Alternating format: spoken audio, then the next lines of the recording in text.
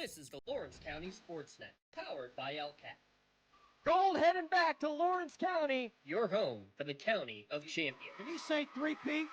Union Scotties, WPIAL champions. The Shannick Lancers are PIAA Class 2A state champions once again. Swing and a miss. The Union Scotties. It's double gold for the County of Champions. Wilmington, your District 10 1A champ. Makes the catch. That will do it. Mohawk, back to back. Go celebrate. The top local athletes and the top sports moments all featured here, live or archived at lcsportsnet.com. There he is. Left corner for three. He's the now all-time leading scorer. Palmer McKay makes the catch. Somehow the adjustment, and he is going to take it to the house. Francis Monitis works through Ritson. Has a chance. Score! Off the tip of the glove of the first baseman, Benedict. As he recovered. And did they get her? They did! Army is wide open. Gabe McKnight gets the touchdown. Featuring over 100 broadcasts of county events in over a dozen sports. Your voice for Lawrence County sports. The gold ball headed home to Newcastle. This is the Lawrence County SportsNet.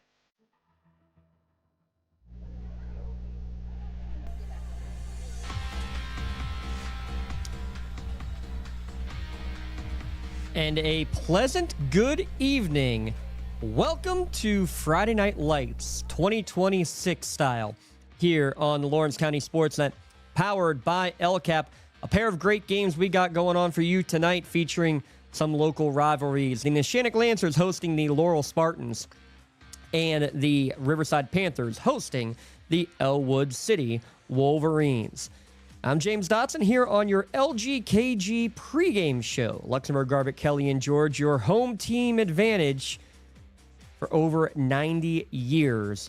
We'll see if the home team advantage works for the Spartans and the Panthers, or excuse me, for the Lancers and the Panthers here tonight as we kick off our 2026 campaign. We will get you out to Panther Stadium and the Bob Ludgie Stadium here in a few moments, but our LGKG pregame show here first and foremost. Take a look at the games going on across the county tonight and the games that are going to be going on Saturday as well. Yes, some Saturday games to talk about as well. The first game that we'll have coverage of tonight, Neshannock against Laurel, a rematch of the Week 9, now we would call it Week 10, game that decided the Big 7 championship. 14-7 the final last year. Laurel winning that game against Neshannock in what was a absolutely bruising defensive game, and Laurel ends up taking the advantage all the way to a trip to Acrisure Stadium. It's going to be a great test for a couple of first-time starting quarterbacks here in this one, as you have Josh Sherman, who's going to get his first starts after a record-setting, program-setting player in Lucas Santini.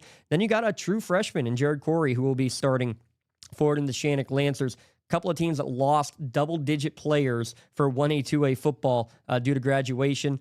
18 freshmen on the Shannick's team this year. They're going to have to grow up in a hurry. It's going to be a very interesting game just because of that, and because of, I think, the defense for both of these teams. That's what they always lay their hat on, and especially this year with some fresh faces in each respective offense. That's going to be the big key, is which defense can step up. 3 of the 4 seniors on the Neshannock team are linemen. Only one skill position player who is a senior. So how does that also play into effect when there's also a good number of seniors on the Laurel team, but maybe haven't gotten as many reps because of how good their offense and some of the seniors from last year have been? Laurel should be considered a favorite, we think, to probably get back to a WPIAL, at least to the semifinals again, if not another trip to Acrisure this season. And just this red-hot rivalry to kick off the season, I think this is just what the county as a whole needs, because keep this number in mind. Neshannock against Lawrence County, pretty darn good. In the last 14 years, only 7 losses to Lawrence County opponents. 3 of them have come to Laurel, though. Neshannock does lead the all-time series, but all that matters is what happens here tonight, beginning at 7 o'clock for the kickoff. Tim Continenza and Lee Moan will be on the call for that one. The other game we'll have coverage of tonight is down in Ellwood City at Panthers Stadium. Riverside hosting Ellwood City in that Rivel Cup. Ellwood City defeated Riverside last year. Riverside still has the overall lead. This is the 41st time that these two teams have gone at it. Ellwood, though, has been the recent benefactor. 3 straight victories. But what will happen this year? Again, a lot of graduation from the Wolverines squad. A couple of new coaches on the sideline. Sean McConaughey, his first varsity head coaching job, coaching where he teaches, which is awesome. New quarterback in Tyler Amicone. He's got some weapons. The question, most of the losses have come from the offensive and defensive line. How will the trenches with a lot of new faces do for Ellwood City? And especially when they're going against a massive pair in Tanner Richards and Brock Aliastro manning the fronts, that's going to be a big part of that. And Coach Fran Ramsden for Riverside, back at his second stint as head coach of the Panthers. They are going to be another strong team. Junior Aiden Gagos, his 3rd year as the starting quarterback for that team. Also, they are returning a 1,000-yard rusher as well. And every game a battle, no matter what, between Ellwood City and Riverside. Who wins this edition of the Rival Cup, we will find out here in just a matter of minutes. Eric Thomas and Gene Matzuk on the call for that one there. 7 o'clock kickoff. We'll get you out to Panther Stadium here for that one momentarily. Tonight, first one, California hosting Mohawk, a long travel to Trojan Stadium tonight for the Warriors. They got to figure out what's exactly their offense is going to look like. Not sure who will be the starting quarterback yet tonight. Cash Stratton, though, is the one that we do know. He's going to be back, suffered the early knee injury last year.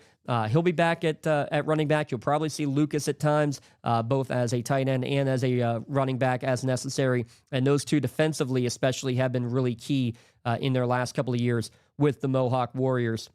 In terms of manning that linebacker core. And a couple of good pieces on the defensive front as well for this Mohawk team.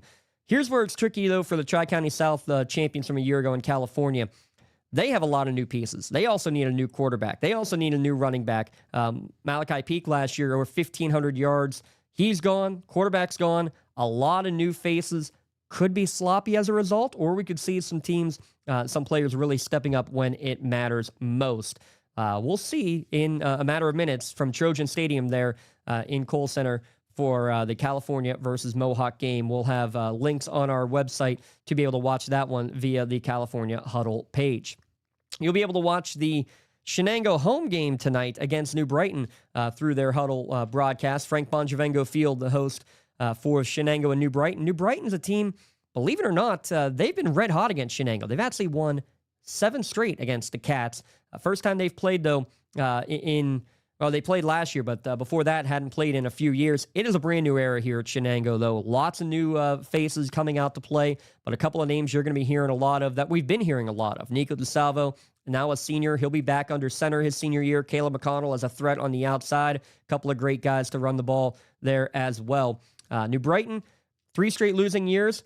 They actually had a couple of wins against playoff teams this past year, and they got some guys who are back. Heath Lewis, Joey Kennedy, both all-conference players from a year ago, and they returned their starting quarterback in Carter Jackson. So going to be a good test for the cat fight there between the Wildcats and the Lions. 7 o'clock start from Frank Bongivengo Field.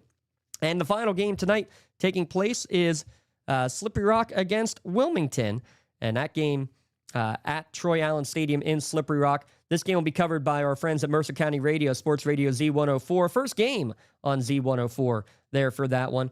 Wilmington, last time these two teams played in 2023, they've controlled over 50 years worth. Question for Wilmington is going to be, what does their offensive line look like? They replaced 5 all-conference linemen, but they still have Chase Mitchelltree back. Yeah, Mr. Mitchelltree, he's on pace potentially to be the program's all-time leading rusher and touchdown holder by the time this season is over. And they're hungry after a trip to the District 10 championship game, came up with silver instead of gold. And I know Mitchelltree's got to be licking his chops, as is those new members of the offensive line, because the Rockets last year gave up over 230 rushing yards per game. So between Chase, the the Ketterings, so many weapons that they can do in that wing T. Look to see that Wilmington offense look to shine here tonight. Those are the 5 games going on tonight. We'll get you out to the field in a moment. When we come back, though, we'll take a quick look at tomorrow's 2 games. When we return, it's the LGKG pregame show here on Lawrence County SportsNet, powered by LCAT. Thank you for calling AXE. Where can we take you today? To work, to the store, to Grandma's house. AXE can get you there, but it's much more than a ride. It's a joyride. It's so convenient for them. We take them door to door. We help them get off and on the bus if they need it. They use the lifts. I love the people, especially the senior citizens. They care about us as much as we care about them. Even if it's the same day, to schedule your joyride, call AXE today. Lawrence County SportsNet is proud to honor Neshannock's Denny Joseph as the June Red Zone Male Athlete of the Month. Denny started 4 consecutive playoff games on the hill for the Lancers, including a WPIAL championship win. LC SportsNet is also proud to honor Union's Ireland Fisher and Laurel's Lexi Kroll as the June Red Zone Female Athletes of the Month. Ireland hit 6 home runs in 7 playoff games, and the Scotties repeated as PIAA champions, while Lexi hit over 500 in the postseason, helping the Spartans win their first state championship in any sport in school history. Congratulations and best of luck to Neshannock's Denny Joseph, Laurel's Lexi Kroll, and Union's Ireland Fisher, the June Red Zone Athletes of the Month. Congratulations to our June LCAP Team of the Month. Lawrence County SportsNet is proud to honor the Laurel and Union girls softball teams as the June Teams of the Month.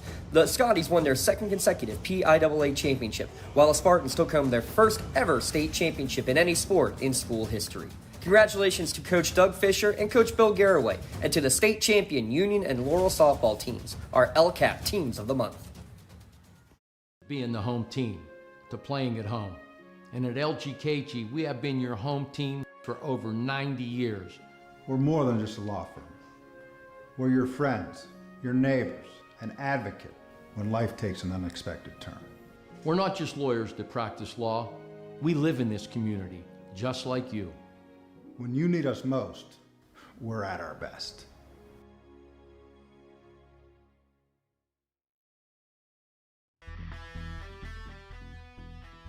Your LGKG pregame show here continuing on Lawrence County SportsNet. LGKG, been in the business over 90 years. They're your home team advantage with AV-rated attorneys and super lawyers. LGKG.com.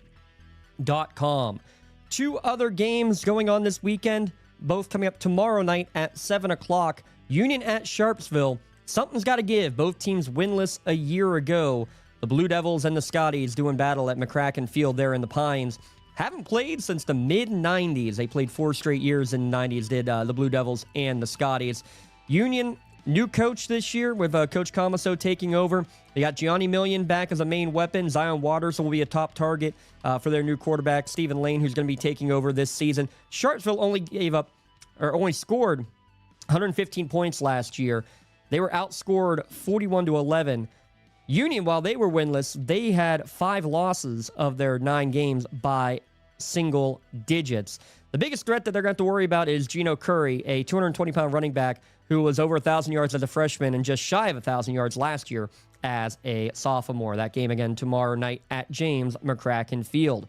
We'll have coverage, though, of the big game, the final game of the KDKA Kickoff Classic between Newcastle and Woodland Hills.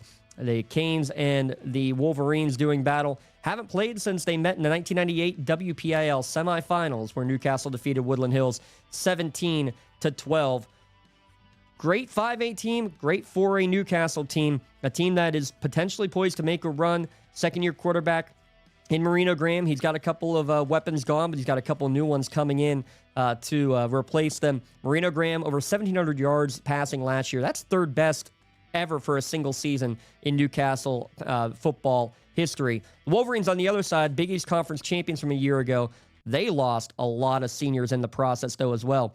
18 players graduated last year. They're all playing college football somewhere, but they have a lot back on the offensive line. That's where I think they're going to be the biggest challenge for Newcastle. How are their replacements after a couple of all-conference graduates along the front 4, front 5? How are they going to respond? That'll be the big question. This could be very easily, I think, a shootout, maybe much different from the 12-0 first game of the year for Newcastle a year ago. And what great fireworks that would be to end the game, or to end the 5-game stretch there at the Wolverine. Eric Thomas and Tyler Polk will be at the call, scheduled to start tomorrow at 7 o'clock, but we'll have the full video coverage at lcsportsnet.com. We'll get you out to the field here in a moment. We're also going to be announcing the play of the year as soon as we head out to field level to get you to the game that you are watching. Also want to remind you to take a look at the Pizza Joe's Pick'em contest. You have a few minutes left to go get your picks in. Anybody who has a perfect pick has an opportunity to win some certificates to Pizza Joe's Pizza. So please get onto the website, check that out. Big thanks to Pizza Joe's, big thanks to LGKG and all of our sponsors for everything they do for us. Now we'll head out to the field for the opening kickoff, probably about 15 minutes away, between Laurel and Neshannock, or the Riverside Ellwood game, whichever game you are watching at lcsportsnet.com. But first, our plays of the year coming at you right now. A play of the year for the winter spring sports and a play of the year for football. Thank you all for voting. Congratulations to our winners. Here they are, and enjoy the game that you're watching tonight at LC Sportsnet, powered by LCAP. And it's 1 ball, 1 strike. Riley Balcom pitching into the 5th inning here. Fly ball goes to center field, and a diving catch by Pancher again with a huge play defensively for the Spartans. A lone line drive ball out into right center. She lays out and makes the play one more time for Ivy Pancher now with her second big defensive play. Wow, I don't think she had a chance to get that when she laid out, but caught it in the web. 7 yards, now has a 3rd and 4 in front of him. Silvera on 3rd down, snap, pressure. Silvera throws it far side. It's intercepted. It's Jackson McVicker, and he is tackled over the 50 into Fort Cherry territory, and Laurel is going to win this thing. There's still 1:10 to go, but there is the mistake. There is the 21st interception by this Laurel secondary, and the Spartans are headed to Acrisure to play for a WPIAL title.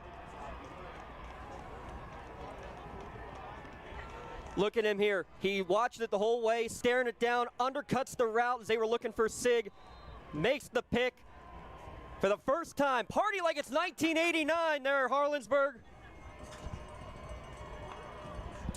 Yonosko is the late sub on the field for Fort Cherry. They just got a nuke.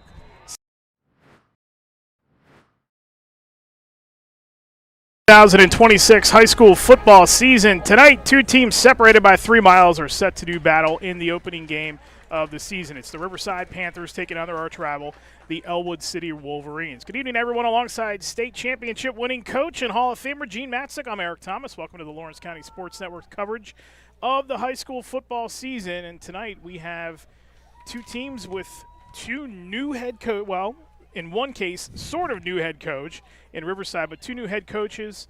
And Coach Matzik, this is going to be an interesting game. It's always interesting when you get your rival, your biggest rival, the first game of the regular season. That's what we have here tonight. And how do you see these 2 teams? How do you get behind each other and get through the emotion, not just of a week 1, but a week 1 when you take on your arch rival 3 miles away? Well, it's great that there's it's a week 1 game now, that you got a rivalry in a week 1 game. I think that's a great thing going on in high school football. A lot of teams are doing that now. And you got 2 teams coming in with, they lost some starters from last year, so they're inexperienced in certain positions. So, you're looking at 2 teams that are about even right now coming into this game, and I tell you, it should be a good one. Of the 2 of them, Riverside seems to be the one that's ready to win right now. They bring a lot back from last year's team. Aiden Gatos, the starting quarterback, looks the part this season. He looks a lot bigger. He's been working out since January. Mason Holler, the running back, 1,000 yards a season ago. The line on both sides of the ball for Riverside. This team, if they're going to get the job done under now once again first-year head coach Fran Ramstan, this is going to be the team that does it. They're loaded up front. They're loaded in some of the skill positions, and this team at least on paper, seems like they're ready to push for a playoff spot. Yeah, absolutely. You know what? With Gatos coming back, and this is his third year at quarterback. He's a junior. He threw for over 1,100 yards last year and 10 touchdowns. And then you got Holleran coming back. He ran it for over 1,000 yards and 13 touchdowns. So they got the nucleus of their skilled kids back. Receiver will be a little bit. They lost receivers. How these young kids are filling in, we'll see tonight. But, you know, they got 2 all-conference linemen back, so Richards and Alastro. So I think, you know, line play is going to be critical for Riverside. For Ellwood City, they welcome Sean McConaughey. He was on Brandon Fillion's staff at Wilmington. He was the defensive coordinator for the Greyhounds. There are some pieces that are still there for this Ellwood City team, but they do have to bring in a new quarterback tonight, and Tyler Amicone is going to be the guy that gets the call. He's got some guys around him that have played in the past, Dom DiNucci and also Richard Cureton, who had a pretty good season last year, led the team in rushing with almost 800 yards.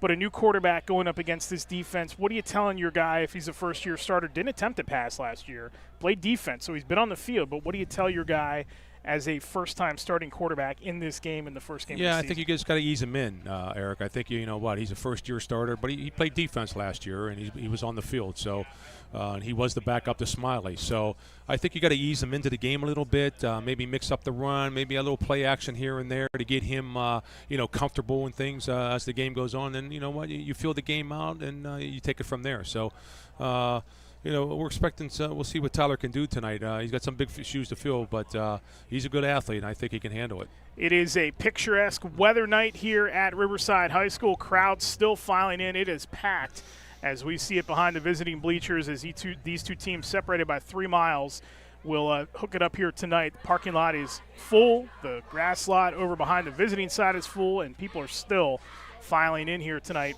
at Riverside High School. Tonight's pregame show is brought to you by LGKG. When you need them the most, they are at their best. Get the home field advantage at lgkg.com. When we come back, we'll give you our series history, and then we'll kick it off here from Riverside High School. You're watching the LGKG pregame show on the Lawrence County Sports Network, powered by LCAP. Like in sports, it takes a great team to protect you, your family, and your business.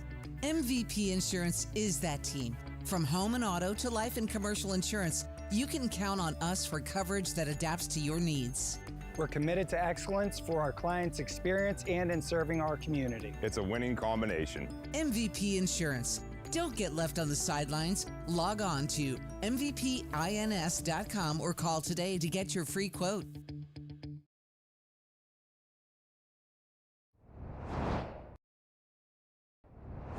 When the high school season heats up, make sure you have the best gear to support your school.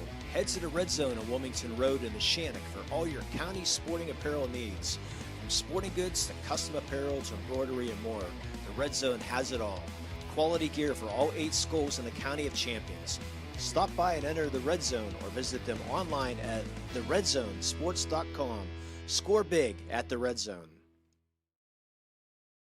Your hip, your knee, your shoulder, whatever has been holding you back, UPMC Orthopedic Care is where you'll find experts to help you get back to a better quality of life. UPMC is pioneering minimally invasive surgeries, and we offer personalized treatment plans and same-day surgery to get you home and moving sooner. It's your ankle, your elbow, your hand, and it's your move. Visit upmc.com/ortho to learn how UPMC can help.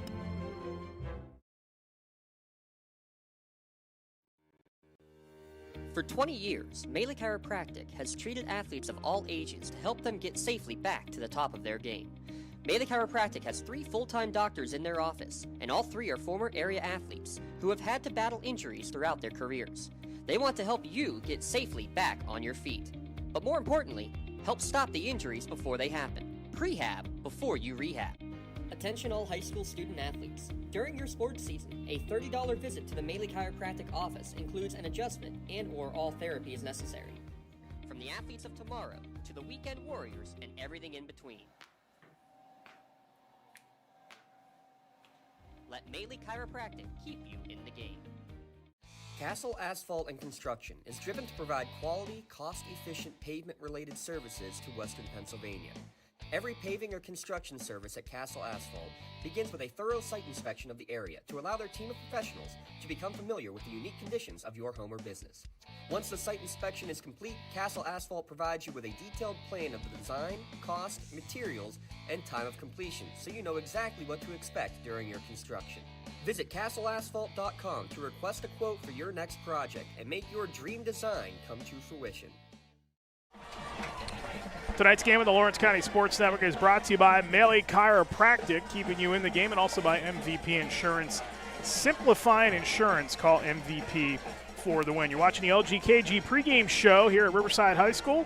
Luxembourg, Garbett, Kelly, and George have been Lawrence County's attorneys for 90 years. It's the home team advantage with their law firm of AV-rated attorneys and super lawyers at lgkg.com. Both teams on the field. Riverside just took the field, ran through their crowd. The sharp green, almost Kelly green uniforms, and Ellwood City will be in their away customary all white with the blue trim.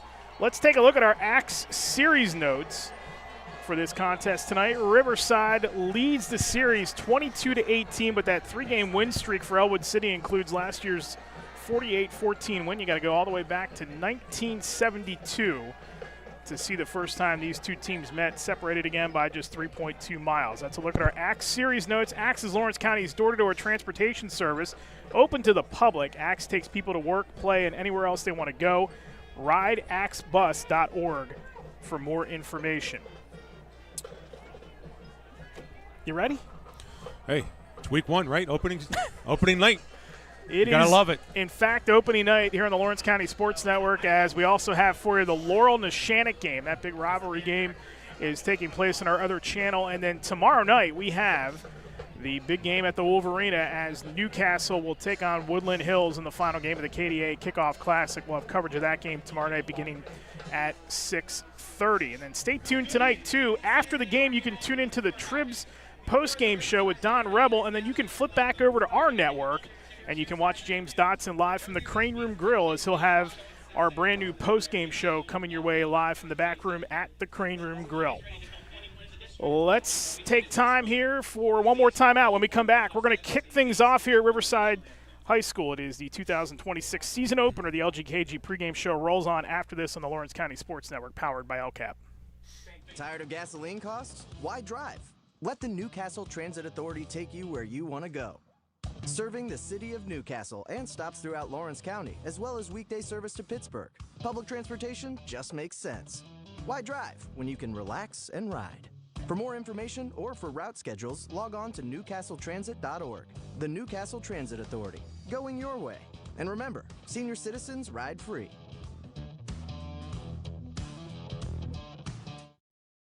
Tonight, someone is cold, hungry, and forgotten. At City Rescue Mission, we're more than a shelter. We're a bright beacon of light in our community, serving those in need to make our community stronger and healthier. We offer real help and real hope, and that hope is Jesus. We serve him by serving others in love, grace, mercy, and compassion. But we can't do it without you. Be the reason someone's story is rewritten in Christ. Give today at cityrescuemission.org. Does your blueprint not match the vision of your building project? Not with Creative Edge Architecture. From concept to creation, Jeff Measel will help tackle the complex problems, creating design solutions and construction experience. Creative Edge gives you the edge design and construction meet.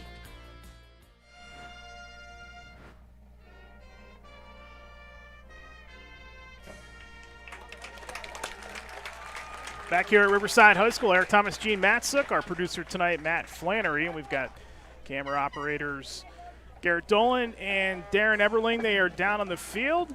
Our associate producer tonight, Colin Gahagan. We're pleased to have you here tonight for the opening night of the high school football season in 2026 here on the Lawrence County Sports Network.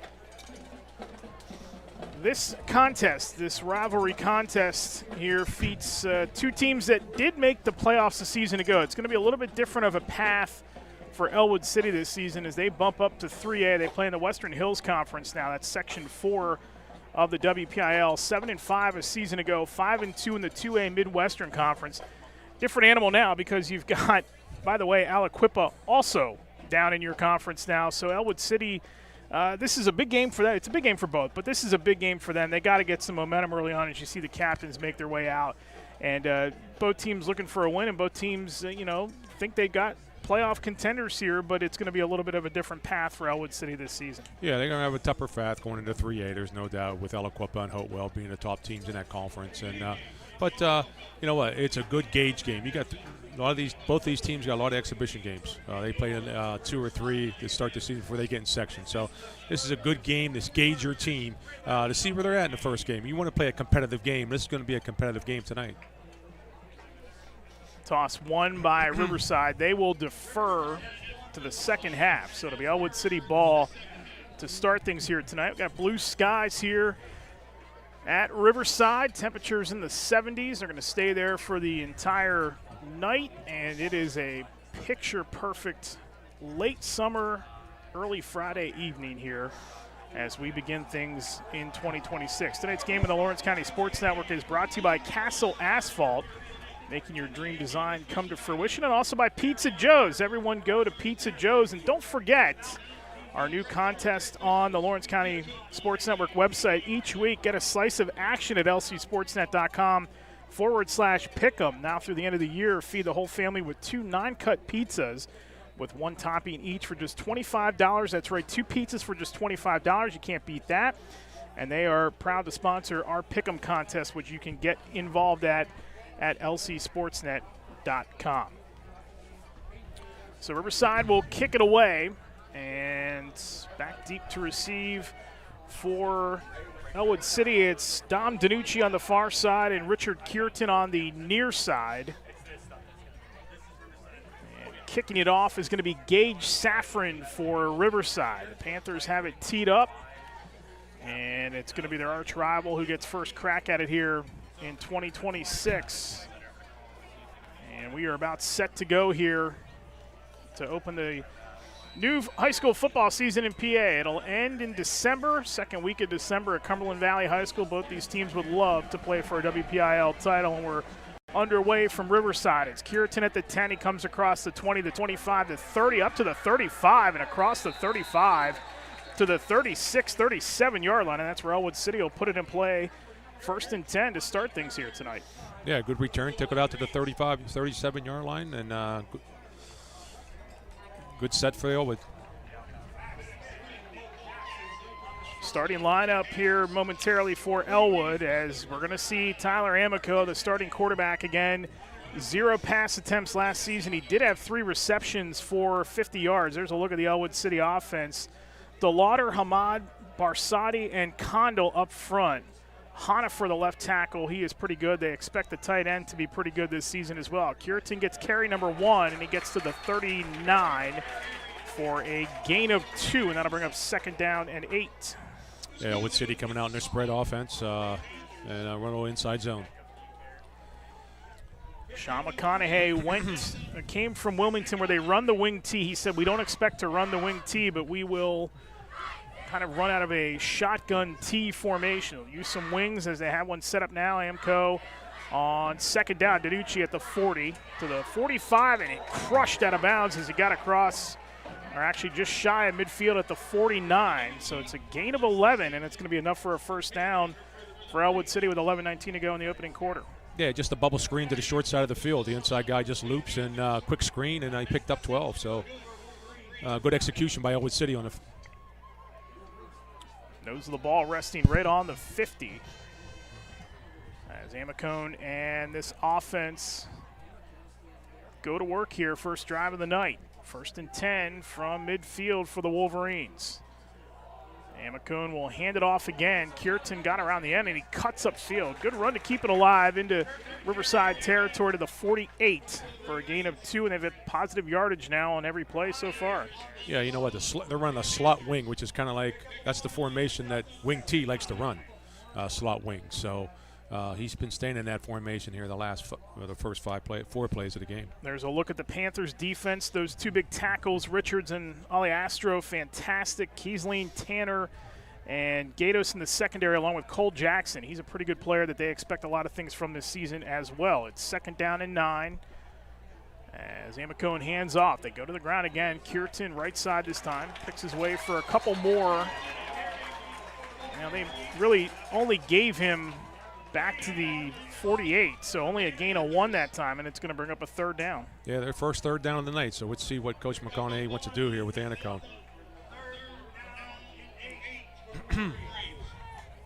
First third down opportunity of the night for the Wolverines.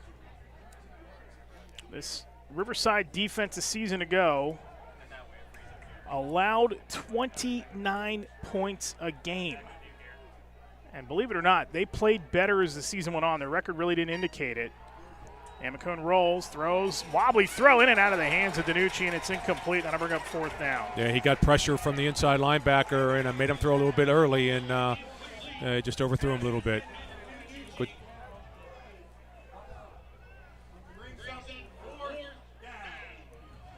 The first game of the year, see if they go for it. Their offense is staying on the field. Yeah, it looks like they're staying on the field here on 4th down and 8. And they are, in fact, at least going to show like they're going for it here on 4th down. Could be a quick kick. We'll see. They're going. They line up, and Amicone got count. Movement up front. Ollie Astro flinched, and that'll give them 5, and that'll make it now 4th and 3. Now you definitely go for it. Yeah.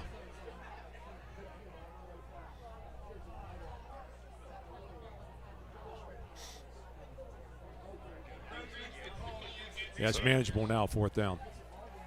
Moves the ball up 5 yards. First penalty of the night. And now 4th and 3 for Ellwood City with 9:51 to go in the opening quarter. It's a good look at Josiah Sims there, number 23, the rush end for this Panthers team. 4th and 3 from the Riverside 43. Amicone rolls again, gonna take off and run, and he is gonna have the first down as he gets out of bounds. He got it. Right on the number at the 40-yard line. He needed to get to the 40, and I mean, he just put his heel on the 40 to pick up 3 in the first down. Yeah, they try to run a little flood pattern to the trips in the short side of the field, and good decision. Nobody was there, and he kept it and used his legs for the first down. Decision-making's critical for quarterbacks, and with a young guy like this, who just first year, did a good job. 7th play of the drive upcoming now for Ellwood City. They got the ball at their own 37 after a kick, and they have moved it 23 yards here on these 6 plays. Amicone, flare out of the backfield. Cureton catches it, trying to get to the outside, stood up and dropped right back behind the line of scrimmage. Good job there by Peyton Tanner, the corner, to come up and make the stop. A good pursuit by Riverside, come off the blocks by the receivers, and lost 2. Good job by Riverside's defense.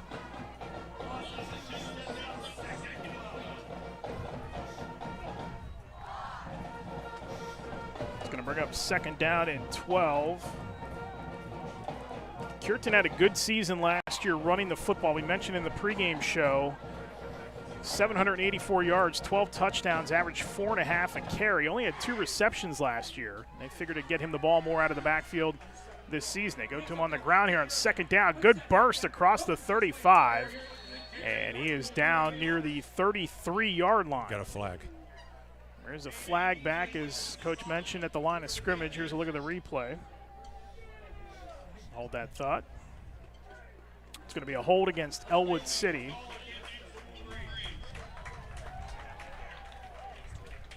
Here's our keys to the game tonight. Brought to you by Part ABC. Medical care and health insurance shouldn't feel overwhelming. At Part ABC, the mission is simple, make coverage clear and easy to get. Hold the line for Riverside. That line up front is big and nasty, and that's going to be on both sides of the ball. Really, the physical play for Ellwood City tonight, I think, is going to go a long way to dictating this game, because they have to match the intensity up front that Riverside's going to bring in this game. Yeah, absolutely, especially with a young offensive line by Ellwood City. And that pass incomplete over on the far side. Trying to flare it out to Cureton once again. That's going to bring up 3rd down and 22. Yeah, it went from, 3rd and 3, and they had the holding penalty, down to 2nd and 22. Now it's 3rd down. See if we see a screen here. Something high percentage. This will be the 9th play of the drive for Ellwood City to start things here tonight. Maybe a quarterback. No, he's going to.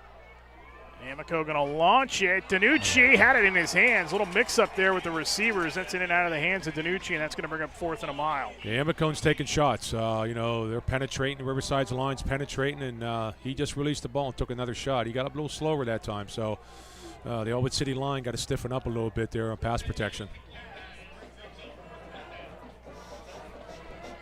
So now Ellwood City will punt it away from their own territory. Back deep to receive is how often do you see the quarterback? The starting quarterback is the return man. Aiden Gato's going to drift back to his 20. Yeah, you always got to be high alert there. They could fake it at any time. So low wobbly snap, and Amicone will get it away. Not much in terms of rush. Gatos on a one-hop, 30, cuts back, and he gets across the 35 up to the 37-yard line. Getting the 38 possibly with the stretch at the end, and that's where Riverside will take over 1st and 10 for their first trip of the night.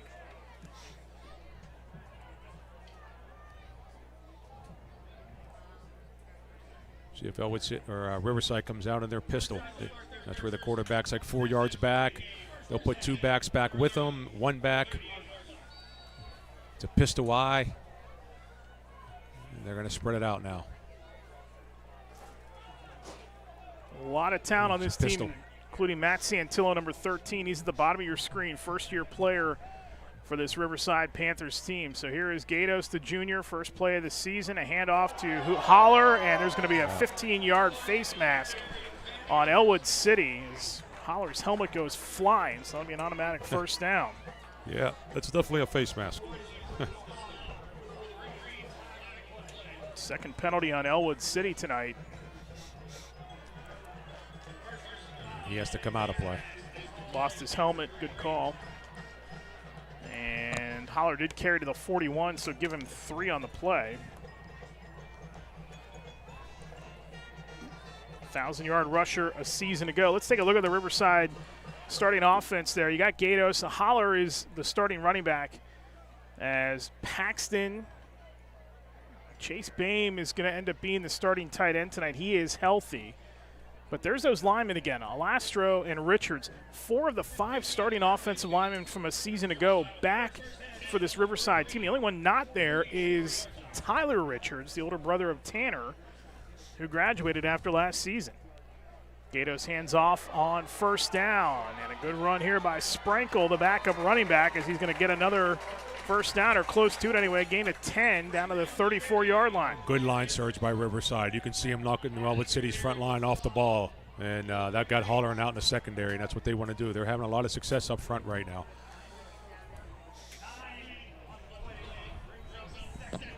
So it's going to be short by about a yard as Sprankle, so it's 2nd and 1 for Riverside. Gatos hands off, Holler back in the game. Holler's going to have the first down, slip through the first man.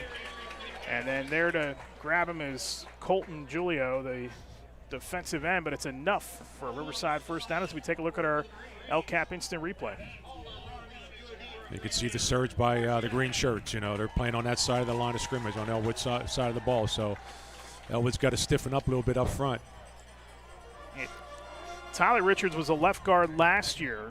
Guthrie moves from center to left guard, and then the other 4 of the 5 are back. So not much in terms of having to shift guys around as Gatos drops back, scrambles, takes off. Gatos got around 1, but then got twisted around and dropped just over the 30-yard line, down around the 27-yard line. It's going to be a gain of 2 that time for Gatos, and that'll bring up 2nd down and 8. Yeah, try a little fake off the pit, little play action, try to run a fade, and good coverage by Ellwood City.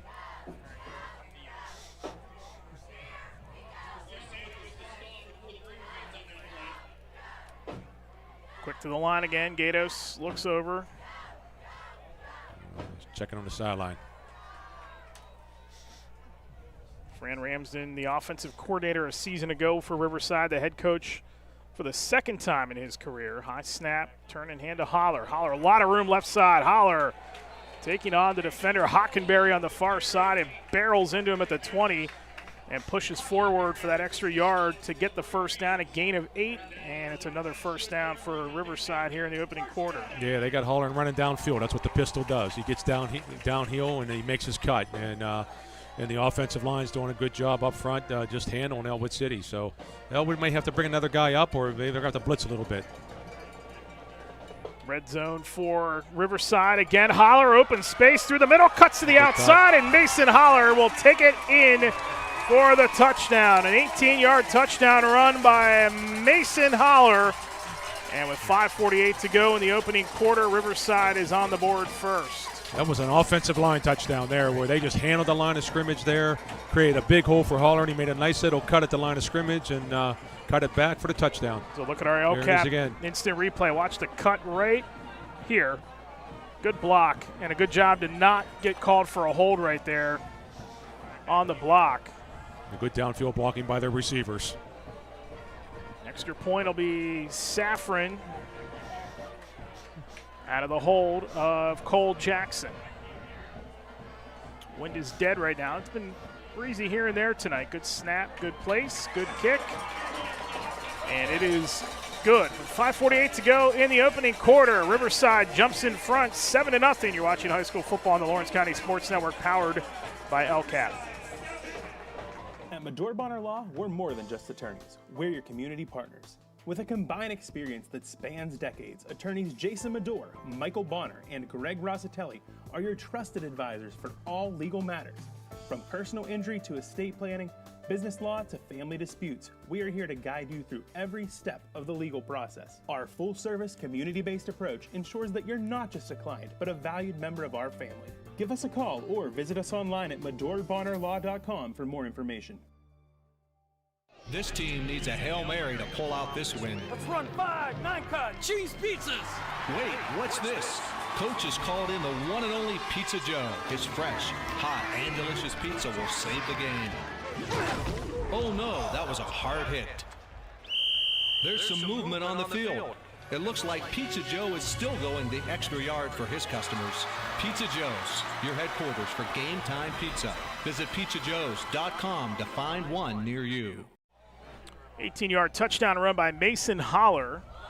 Here, Joseph's Marketplace drive summary. 5 plays, 62 yards, 2 minutes and 28 seconds for Riverside. Joseph's Marketplace, your Newcastle's family-owned hometown grocery store and coffee shop. 3 locations, Shenley Square Plaza, Jameson Hospital, and the Grove City Outlets. So Riverside kicks it away, and Kierton, another good return as he's across the 30. And Ellwood City will get its second possession. And really the key on that drive by Riverside, aside from the penalty on the first down, the 15-yard penalty, that certainly helps them. But their offensive line really set the tempo early there. Absolutely. I thought they dominated that drive. That was all offensive line. You know, Holler didn't get touched till he got in the secondary. And you can see they're getting a lot of movement up front, Riverside. Ball just outside the 35 for Ellwood at their own 34. Second possession of the night for the Wolverines, trying to get some momentum here and tie this game up. Amicone hands it off. Kierton picking his way right side, and we'll get a couple across the 40 to the 41-yard line. Danny Viscuso, the stop there that time, along with Cole Jackson, who looked a little shaken up after the play. Yeah, good run. Picked up 8 yards, so that's what you want. You second down and 2.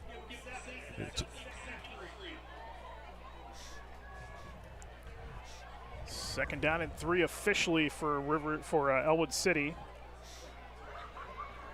Trailing 7-0. Amicone going to roll it out again. Here comes the pressure. Amicone throws on the run, and that's going to skip over right near the Riverside sideline and fall incomplete. It'll be 3rd and 3. Yeah, they try to run out to the sprint out pass to the left here with 2 receivers. They probably need to put a third one out in the flat and make a flood to help them out a little bit more, because Riverside's just flowing with the rollout. And credit to Tanner Richards. Fran Ramsden said the other night when we talked to him, he went from camp to camp to camp to camp all summer long. and competed against other players from every classification. He said it really feels like it helped him mature, but also get a sense of, he's really going against the best competition in the summer because they won't see any 6A teams or anything like that. As we're going to get a timeout called by Ellwood City. That'll be a Pontius Insurance timeout. First one called by either side. Make sure you take timeout to get your information on insurance at pontiusinsurance.com. That touchdown, by the way, brought to you by Parada Jones McCree. Excellence is our guarantee. 5 minutes to go, straight up here in the first quarter. 7-0 Riverside after an 18-yard touchdown run by Mason Holler. And Ellwood City, we thought, I'm big week one, and you've coached in a million of them, but you don't know a lot about your opponent in week one, especially when they bring in a new coach. So if you've got the better defense, which Riverside does, that's a big factor in this game, I think, and we're seeing it early on. Absolutely, yeah. I mean, you only see a scrimmage, and that's it, so it doesn't give you a lot of help. How much do you show in a scrimmage? How much did you show in a scrimmage when you coached at Not Rochester? much. You just kind of stay basic and be fundamental. And off to Cureton again, right side, big hole. Cureton across the 50, carrying the defenders into Riverside territory. And he's going to have another first down as Trenton Kiesling brings him down, but not before he gets to the 45 as you take a look at our LCAP instant replay. Yeah, just an inside zone to the right. They folded the guy underneath, and they're having a lot of success with that play. And, Ellwood got to continue the drives, get first downs, possess the ball a little bit to keep it out of Riverside's hands. 5 carries, 36 yards early on for Cureton. Amicone going to air it out on first down. That's in a zone, and it's tipped around, and it's almost intercepted. Boy, he's had confusion with receivers twice now in the same territories. We'll take a look at this again. This is the second time. I don't know if guys are getting crossed up, but there's 2 receivers right there in the same spot. Yeah, same spot. Looks like somebody broke a pattern off.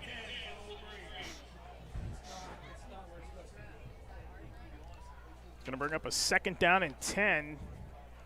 I think first down's critical for Ellwood City. You don't want to get second and longs. If you get behind the sticks, that plays into Riverside's hands. They got to get 5 yards on first down, to be able to control. They're in control. Second down and 10, Amicone, and we get a whistle before the play develops.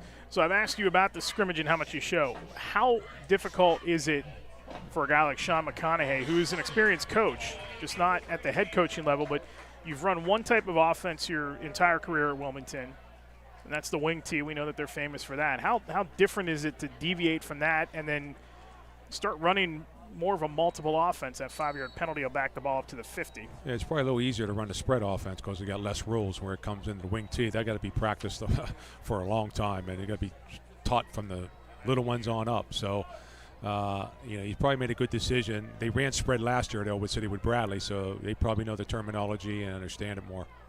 Dan Bradley now at Ambridge as Amicone goes back to throw. Going to loft it near side. Catch made. Short gain to the 48. And then push backwards there is Cam Hockenberry. And a stop made that time by Chase Boehm. Good to see him on the field tonight. He was thought to maybe be out of this game tonight with an injury. He was a little dinged up coming into the regular season. Yeah, Ellwood City's behind the sticks, so you don't want to be behind the sticks. It makes it very difficult. It's Hockenberry's first catch, 2-yard gain. It's 3rd and 14 for Ellwood City here with 3:47 and a running clock to go in the first quarter. They trail at 7-0. Only score so far in Mason Holler, 18-yard touchdown run by the Panthers. Amicone on 3rd down, throws over the middle. That was almost picked off. Tie goes to the receiver, but they're going to be well short of the first down as Cameron Mills, the tight end, comes up with that one. But it's going to be 4th and about 10. Here's a look at the LCAP instant replay. Yeah, he tried to hit the tight end on a little curl inside, and the inside linebacker for Riverside almost picked it off. He went right to his hook zone, almost got it.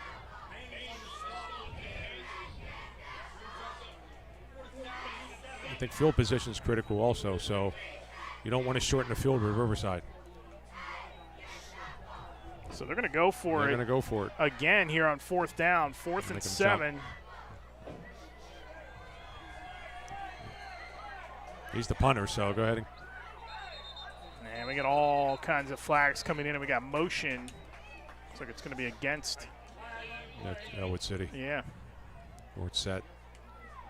So that's going to back them up 5. That is the 4th penalty already on Ellwood City for 35 yards. They're just going to bring the punt team in. Yeah, you figure the first game, you're going to have the dead ball penalties, and both teams trying to get comfortable in their offense and defenses, and first time under the lights. Which are on here, by the way, as sunset starts to creep in here. And that one gets by Amicone, and he's going to have to fall on it back near the 35-yard line.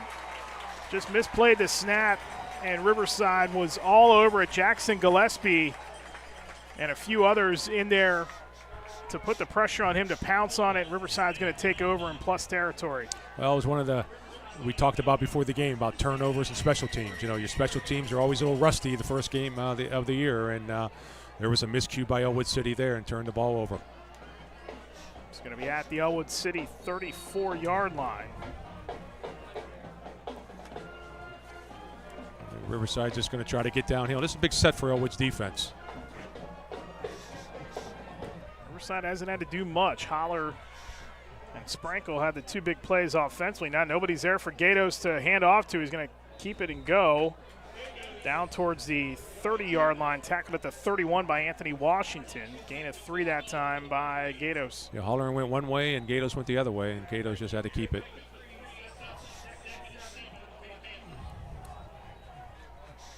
But the key thing here, Coach, early on, Riverside keep moving forward. Ellwood City has gone backwards here a couple times. And the field's been shortened for Riverside twice. Gatos on 2nd down and movement up front by Ellwood City. That's going to be against Gulo, and that's going to give them 5. Yeah, we always talked about with my team with dead ball penalties. We can't have dead ball penalties, but it's the first game of the year, and kind of expect it. 5th penalty already against Ellwood City. We haven't played a full quarter yet.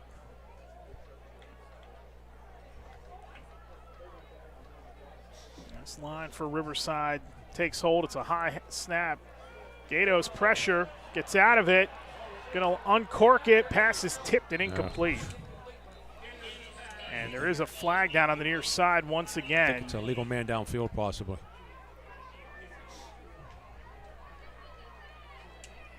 Fran Ramsden is all the way out near the numbers on his sideline. It is a legal man downfield.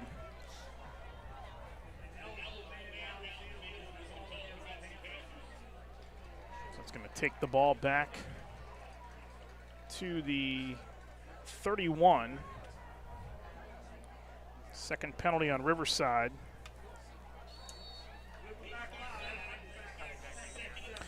Going to redo 2nd down here. It'll be 2nd down and 7 for the Panthers. Clock ticks down to 1:25 to go in the first quarter.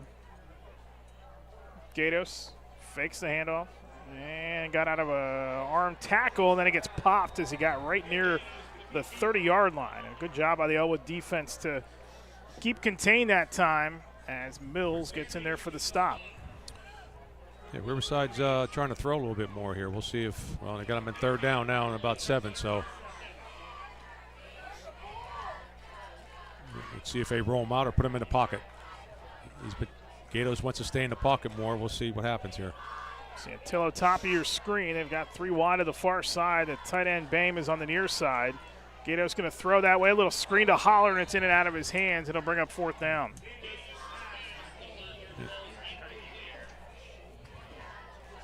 I think you got a penalty on the sideline. Might be a sideline warning. So you're basically in no man's land here anyway with 45 seconds left. Ball's on the 32. Safran, his range to be determined. I wouldn't think you would try a 49-yard field goal on opening night. So you might as well go for it here. Yeah, they're on the 30. Yeah, I think it's a good move. Ellwood City's playing a 4-3 defense. So. But too deep, or the deep too safety. Deep. Yep. Danucci is Gatos going to roll. Gatos has to dance out of the pocket. Aiden Gatos takes off. Gatos diving. Good one-on-one tackle. And that was a good tackle by Julian Frisk, the linebacker who stayed with him.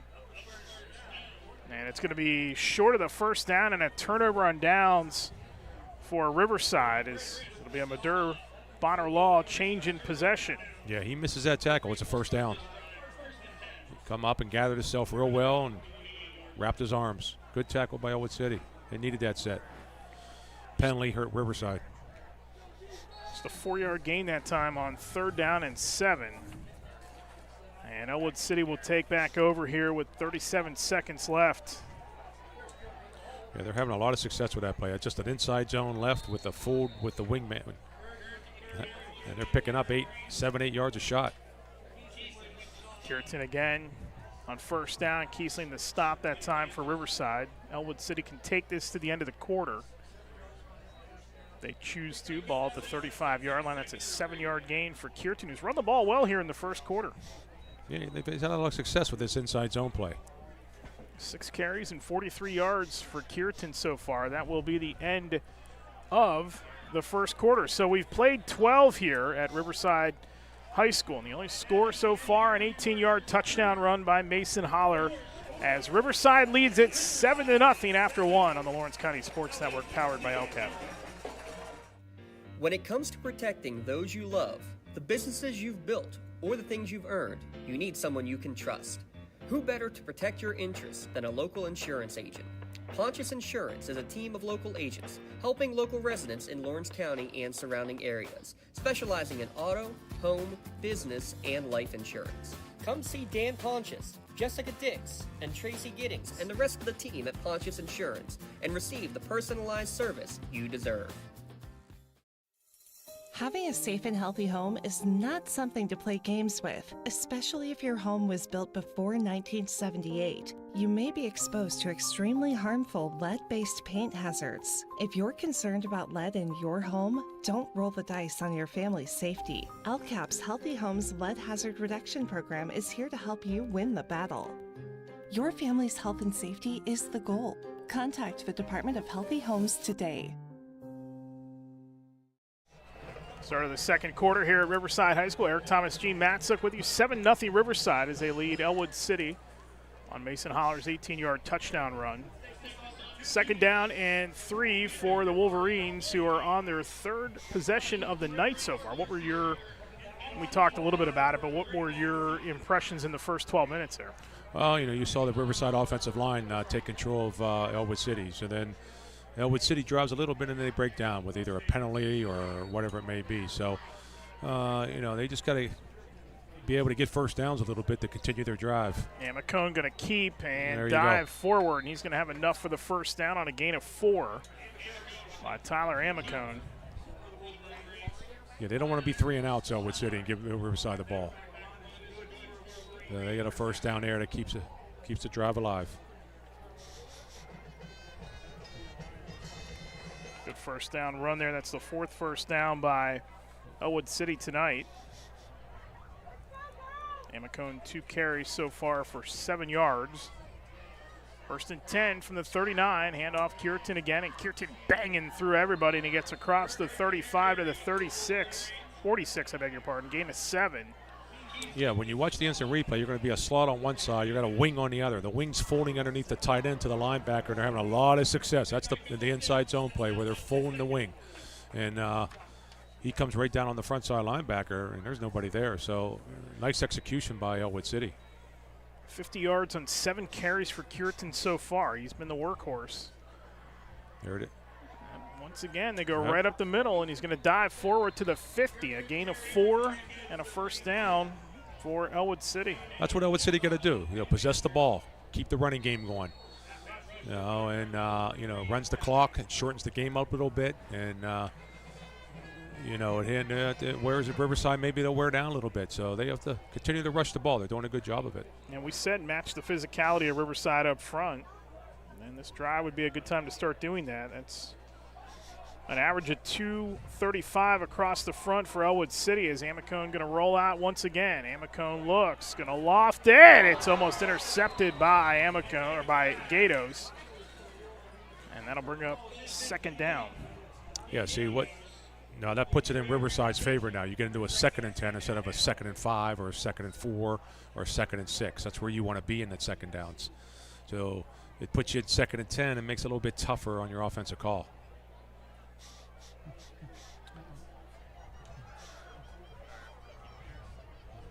Amicone has started the game 4 of 10 for 17 yards. Hands it off, Kierton again, trying to follow the block, and this time he stood up. Viscus drops him back at the 45-yard line for a loss of 5. Yeah, it was like a counter tray where they pulled the guards both to the left, and Ellwood City just came down the line of scrimmage, and they filled it. They only gave him a loss of 1 that time. Now they're behind the sticks. They don't want. That's where you don't want to be.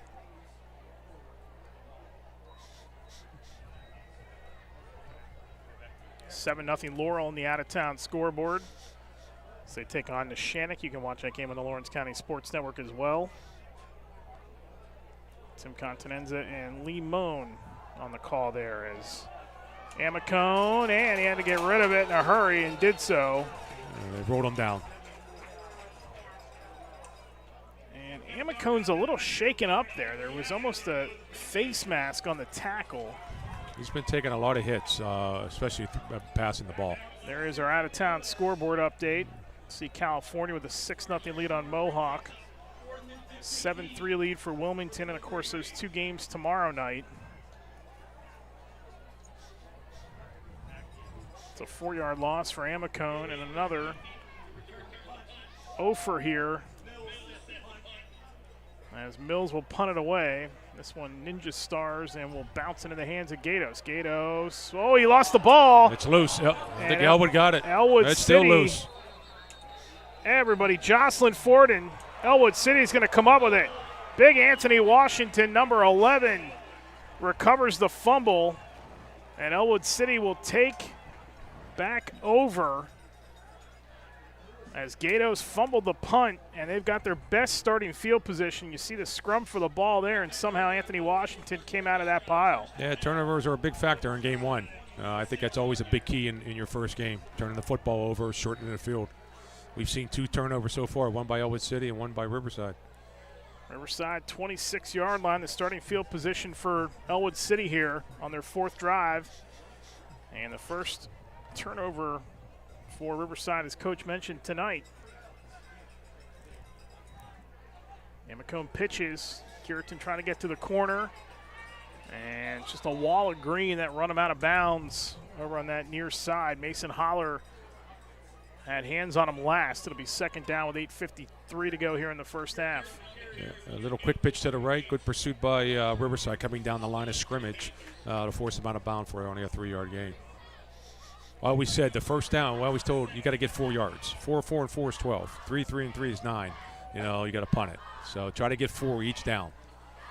Still, he's been the workhorse here tonight for this Ellwood City offense and continues to run the ball well. Does Kierton as Amicone will hand it off to him again. Kierton, a big head of steam, almost took it the distance as he's tackled inside the 10 by his shoestrings, and a touchdown-saving tackle, but it'll be 1st and goal for Ellwood City inside the red zone with 8:42 to go in the first half. I think there's a little fullback trap here where they pull the guard and trap the D tackle. Let's see. Yep, there he is. Trap, and he hit it. A little trap. Good call by Ellwood City. 15-yard gain for Kierton, who's had, again, himself a really good first half here running the football. That one not going to get much down to the 5. That's a little quick pitch. He cut it back underneath. Frisk the carry that time, his first. 73 yards and 11 carries for Kierton in the first half. That's not bad. He's giving you a little dose of the wing tee. He's running 2 backs in the backfield with a slot and a pro. The split end. There it is. 2 backs. And again, short gain. About the 2, huh?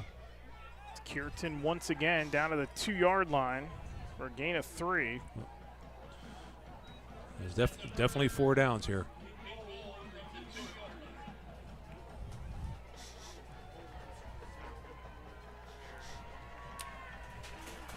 So here we go, 3rd down and goal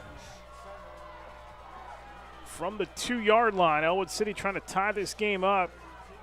Trail at 7-0. Mason Holler the only score so far. Amicone hands it off, and that green wall is just going to push Frisk back to the 5-yard line. Yeah, they got a good line search by Riverside there, and they just stood Ellwood City right out. There was nowhere to go. Now you got a big 4th down here. A year ago, they might have decided, I'll take that back. Dan Bradley would have absolutely gone for this. There's no question it's 4-down territory. You've got 6:40 to go in the first half. You're down 7-0. Yeah. You've gotten a gift. You got to go for it here. Amicone. Let's see if he down to 4 on the play clock. He is going to roll. Amicone lofts it. Back of the end zone. Incomplete. Probably could have ran it.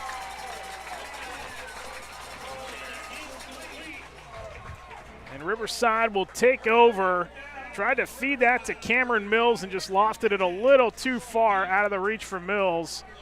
And Riverside's going to take over 98 yards away on their own 2.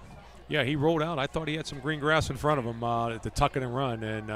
But, you know, it was still a good pass. He tried to touch it over his shoulder there, and that was a tough one. Good defensive stand by Riverside. Coming up at halftime, the UPMC halftime show. UPMC is Lawrence and Mercer County's local choice for advanced orthopedic care to get you back on your feet faster. UPMC.com/ortho for more info. They hand it off to Holler, and Holler banging off big Anthony Washington as he gets across the 5 to the 8-yard line. This is big critical on defense for Ellwood. If they can keep him down there, field position changes, they can get the ball back on their own, on Riverside's 40, 35-yard line. Going to bring up 2nd and 5, officially under 6 to go in the first half. Gatos and company. He's checking on the sideline now. They check, and then they'll look to the sideline.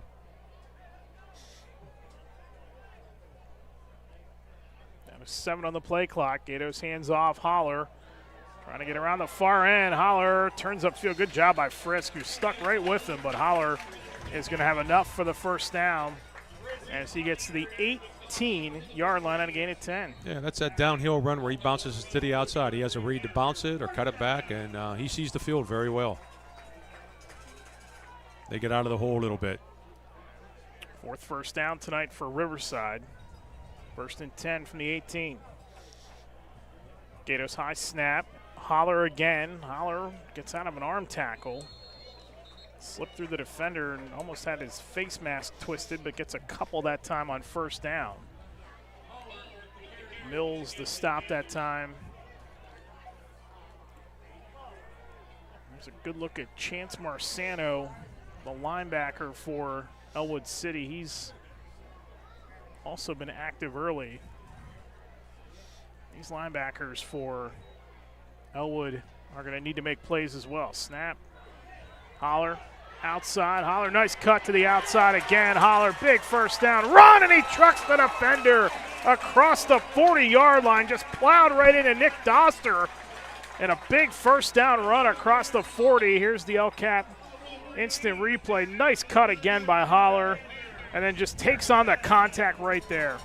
Yeah, excellent run by Holler, and I mean, he good bounce, broke a tackle, and then he ran somebody over. So a very physical run and good agility, and he's a good back. And almost his total for the game on that play. Gatos going to air it out, looking deep, got a man, catches man in stride, and all the way for the touchdown is going to be Braun Paxton. 57 yards and a strike from Gatos to Paxton. There's Gatos in the pocket. He wanted to see how he can do in the pocket. He did an excellent job. Good play fake. He put the ball right over his shoulder Great throw, great catch, good execution. Now that's a post pattern, and that's tough to throw. You know, I mean, you got to put it there. I mean, you can overthrow a post pattern very easy, and Gatos put it on the button. And they've gone up by 2 scores. Ron Paxton, a guy that Fran Ramsden said he thinks is going to be a really good player for this team offensively, as Safran's point after is up, and it is good. If I'm not mistaken, Eric, I thought he's a transfer from Arizona. He moved into the district. That'll make it 14-0 with 4:08 to go in the first half. You're watching high school football on the Lawrence County Sports Network, powered by LCAP. Don't get left out to dry. Call the Penn Ohio Bottled Water Company for the fastest and most efficient bottled water delivery service in the area. Penn Ohio offers bottled water ranging from 16.9-ounce bottles to 5-gallon jugs, perfect for your next event or office water cooler system. Also, don't forget to ask about their custom labeling options. Visit PennOhioBottledWater.com for more information and to get a quote on their delivery services. Whether it's at home, in the office, or on the sidelines, Penn Ohio has you covered. Castle Asphalt and Construction is driven to provide quality, cost-efficient pavement-related services to Western Pennsylvania. Every paving or construction service at Castle Asphalt begins with a thorough site inspection of the area to allow their team of professionals to become familiar with the unique conditions of your home or business. Once the site inspection is complete, Castle Asphalt provides you with a detailed plan of the design, cost, materials, and time of completion, so you know exactly what to expect during your construction. Visit castleasphalt.com to request a quote for your next project and make your dream design come to fruition. That drive by Riverside, 4 plays, 98 yards in 2 minutes and 15 seconds, capped by the 57-yard touchdown pass from Aiden Gatos to Bron Paxton to make it 14-0 Riverside here on the Lawrence County Sports Network. That touchdown brought to you by Parada Jones McCree. Excellence is our guarantee as Safran kicks it away, and this one is going to go into the hands of DiNucci at the 3. DiNucci trying to find space, and he is going to get rocked. Alex Sprankle on special teams flying down the field to make the stop, and Ellwood's going to be backed up with 4:01 to go in the first half. Always got to get a drive going here, get the momentum back. Good special teams play by Riverside. Man, Sprankle just came flying out of nowhere. It's going to be on the 13. Check that, the 11-yard line, their own 11-yard line. They've started tonight. Their best starting field position was the Riverside 26, and they couldn't capitalize on a 7-play drive. So far, they've started own 37, own 34, own 28, and then now on the 11. Outside of that turnover, they hand it off to Curitan once again, and there is not a lot of room there as Jackson Gillespie shuts that door pretty quick. Flag down right near the line of scrimmage. Could be a face mask.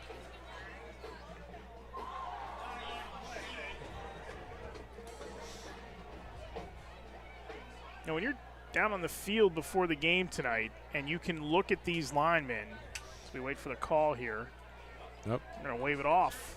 And it looks like Sean McConaughey is going to get an explanation. Correct myself, he will not.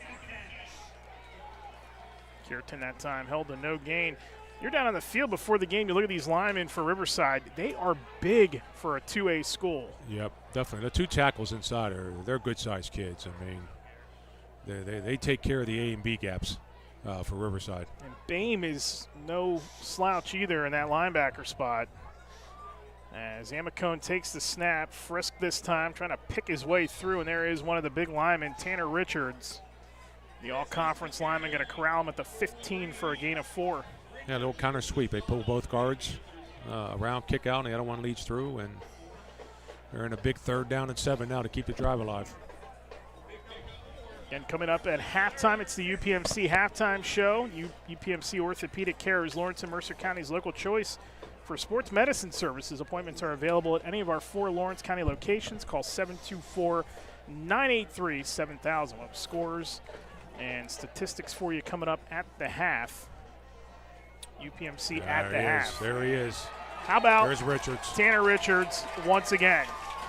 not fooled that time on the little sweep by Guglio, and it's going to bring up a long 4th down here, and Ellwood deep in their own territory. Yeah, he just drove right through the offensive guard, and he blew the play up.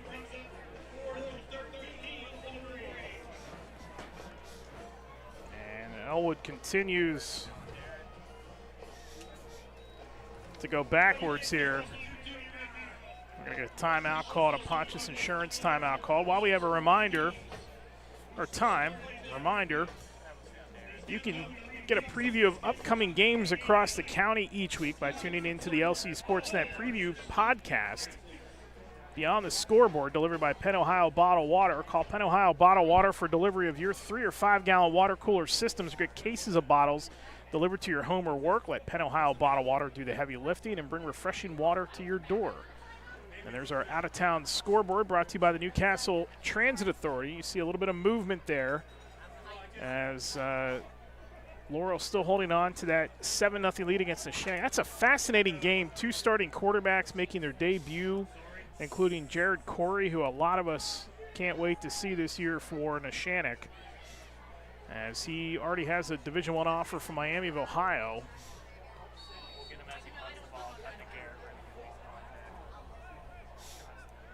3 and out for Ellwood City with 2:44 to go in the first half. Riverside going to get pretty good field position out of the punt, too, as Gatos gets under it at the 35. He's tackled just over the 35 by Doster. And Riverside will take over 1st and 10 right around the 34-yard line. Yeah, well, they got 1 timeout left and 2:38, a lot of time.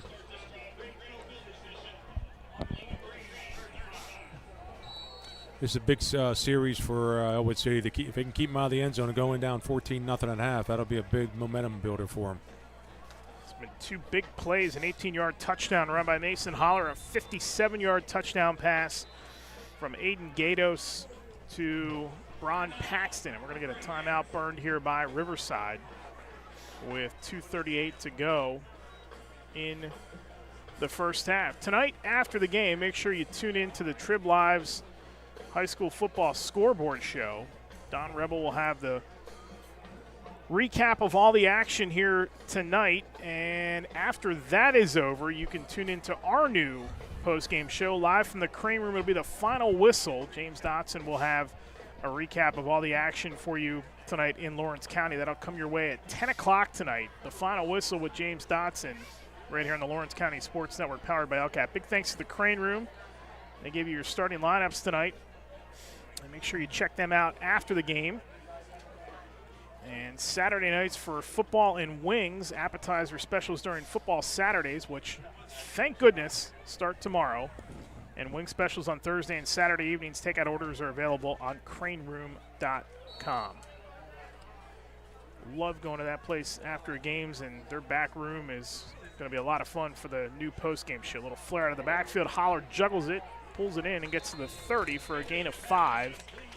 That'll bring up 2nd down and 5. Hockenberry and others on the stop for Ellwood City. Yeah, a lot of time. Good call. A little A flare there to the back.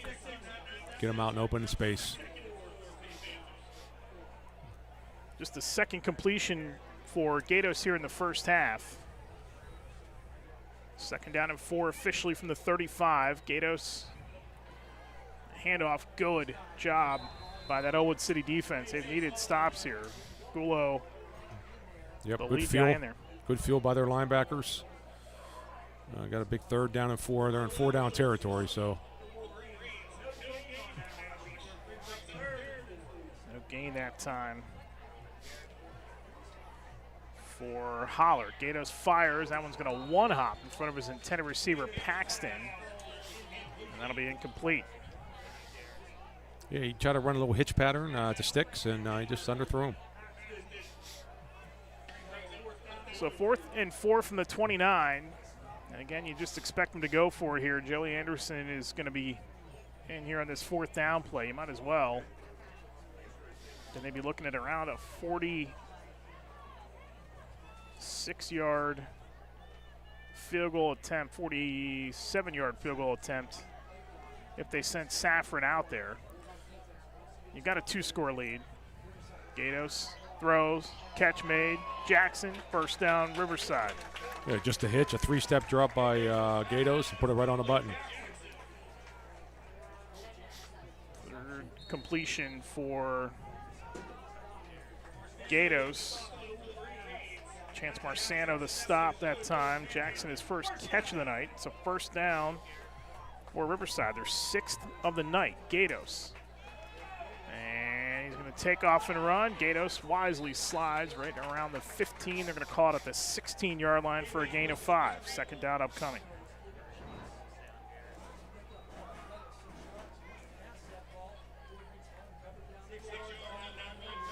See if they go deep here. Down to a minute to go in the first half. Gatos rolls out, looks. Aiden Gatos trying to get to the corner, and he's going to get dragged down on the far side. Again, these linebackers are starting to make some plays here for Ellwood City late in this first half, and Gatos also stayed in bounds there. So the clock,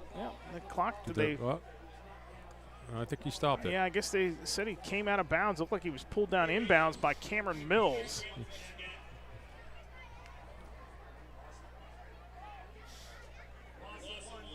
Yeah, loss of 1 on the play for Gatos.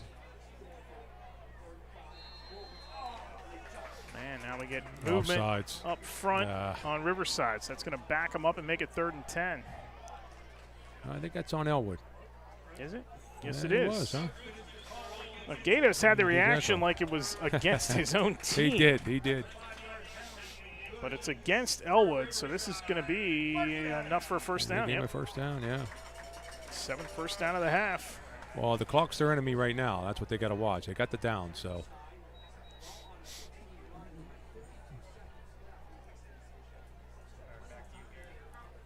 Sixth play of the drive here, 52 seconds to go in the half. Gatos checks with that sideline. Good familiarity with him in Ramsden. That's a good hire by Riverside. He was the offensive coordinator a season ago. They hand it off Holler.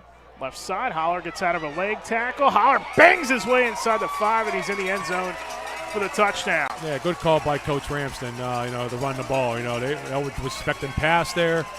You gave it to your good back. You got to the perimeter, made a good cut, and scored. Big touchdown before the half. There's the LCAP instant replay, and he just has looked good running the football, and he is taking on the contact. Here's Holler, and they really wanted to see him start to break those 2nd and 3rd tackles. And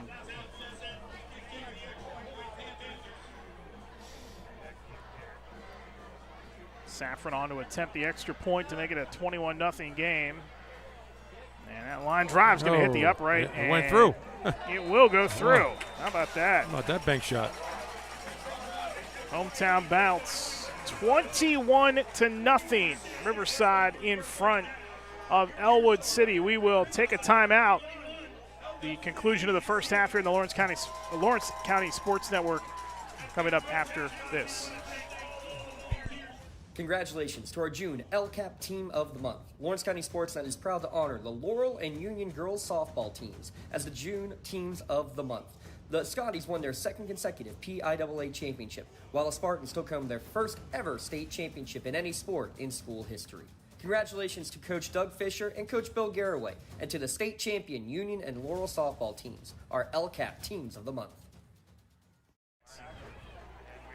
We're back here at Riverside High School. Eric Thomas G. Matzik with you. 6 plays, 35 yards in 1 minute and 48 seconds for Riverside. That's your Joseph's Marketplace drive summary. Joseph's Marketplace, Newcastle's hometown grocery store. You can stop by one of their 3 locations. Shenley Square Plaza, Jameson Hospital in the Grove City Outlets. My favorite there is the Shenley Square Plaza. That's an awesome place and an awesome market, hometown market in Newcastle. They always got good. You'll find this out about me the longer we work together. There are few things I like more in this world than coffee.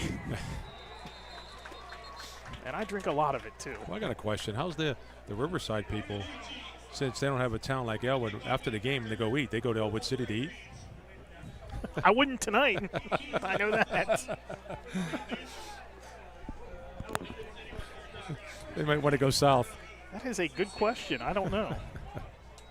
I know that there's a spot, and, hey, you want to hop on board with us, you can, but there is a spot on the way into town, just on the outskirts when you get off 79.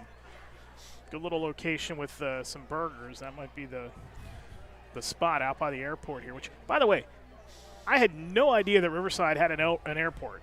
And when I drove by and saw a private jet, I thought, who's flying a private jet to Riverside? It wasn't me. Really? It might have been you, actually. I don't know. As the first down carry is going to go to Kierton. He's across the 30 to the 31-yard line for a gain of 5. Ellwood just needs to go in at halftime and regroup and start anew again. And you got a whole second half. Don't make a mistake here. Second down at 6, as I think they're just going to let this, they might try to get a play off here. They can let the clock wind down. Amicone, by the way, he's got his left hand taped. It's his right hand taped, I beg your pardon. And he's going to carry here on second down and get to the 35-yard line for a gain of 4, and that's going to conclude the first half. So it's a first half dominated by Riverside statistically and on the scoreboard as they take a 21-0 lead. There's a good look at Fran Ramsden, the head coach of Riverside. He is on his way to victory number 1 of the 2026 high school football season if he can hang on here to a 3-touchdown lead. That'll send us to UPMC at the half. That'll come your way next. Riverside leads it 21-0 here on the Lawrence County Sports Network, powered by LCAP. Attorneys Parada, Jones, and McCree are dedicated to giving their clients the best chance at a positive result. From personal injury, criminal and corporate law, real estate, municipal law, to wills and estates, their team will work with you through every step of the legal process. With Parada, Jones, and McCree, excellence is our guarantee.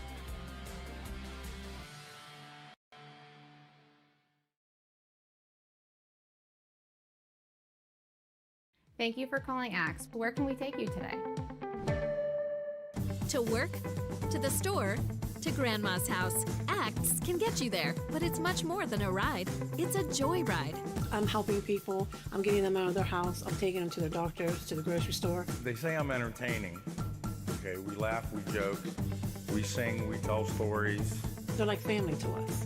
Even if it's the same day, to schedule your joyride, call Axe today. Whether you're hosting a big party, it's family dinner night, or you just need a place to go and watch the big game, the Crane Room Grill is the place to be. Need that something special for your upcoming event?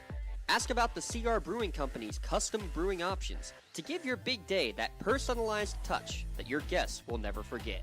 Visit craneroom.com to see their full menu, or call in your takeout order now at 724-656-1553. The Crane Room Grill and CR Brewing Company, a winning combination. Back here at halftime, Riverside leads at 21-0. You're watching the UPMC halftime show. UPMC is Lawrence and Mercer County's local choice for advanced orthopedic care to get you back on your feet faster.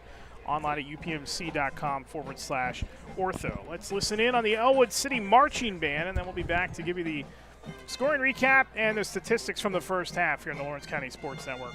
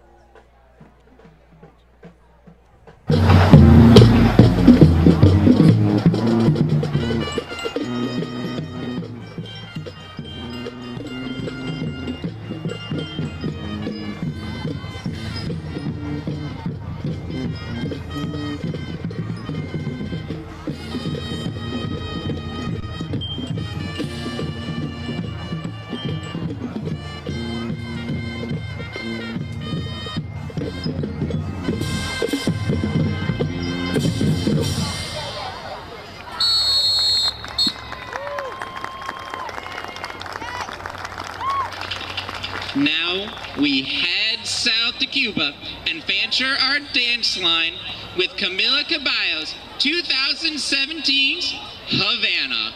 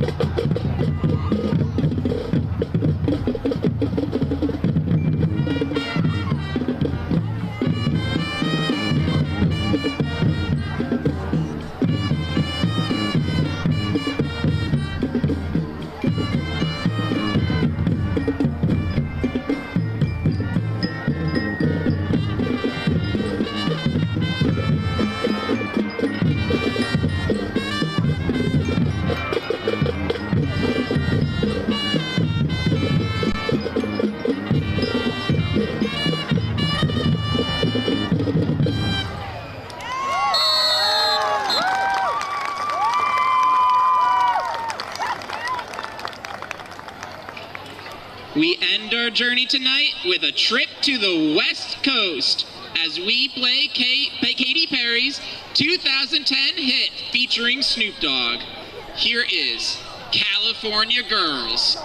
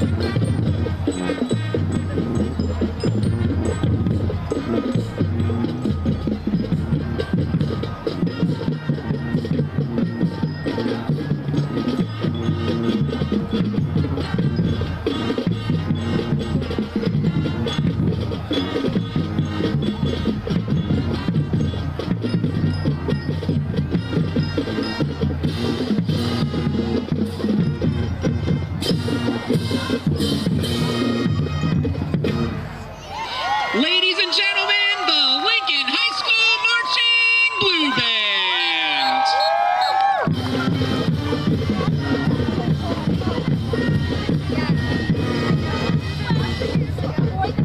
Band. The Blue Band is under the direction of Mr. Lee Codwell and Justin Miller. Choreography by Tyler Bacon Westfall. Percussion by Mr. Evan Brochinski. The logistics coordinator is the fabulous Miss Janelle Brochinski. I am Evan Brochinski, filling in for Bill Gifke, the voice of the Blue Band. Thank you for your support, and thank you for supporting music education.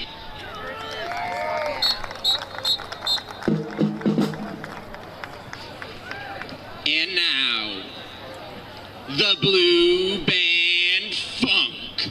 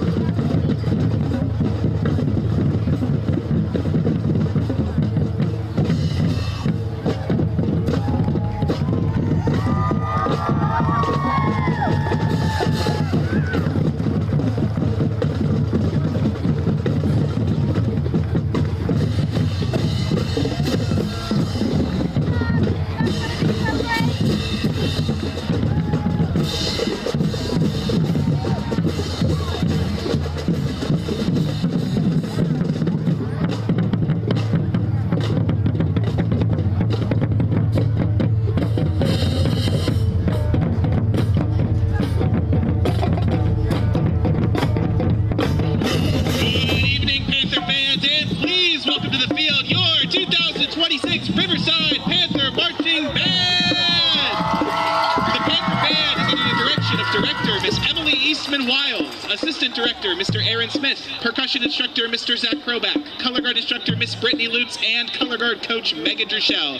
This year, in honor of the Romantic Tour, the Panther Band is proud to feature the works of 16-time Grammy-winning artist Bruno Mars with their program, Finesse. Starting off with the 5-time platinum single Treasure, featuring our majorettes, this soulful funk pop hit is sure to make your wish come true. Next, we go to Mars's third studio album with the 2016 hit, Finesse. Full of soulful hip-hop rhythms with technical melodies, will surely be dripping in finesse.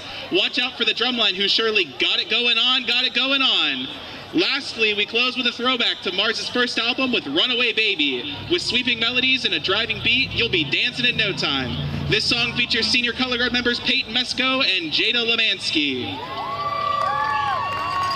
Drum majors Jordan Michelle Kuhn and Brian Behe. Is your band ready?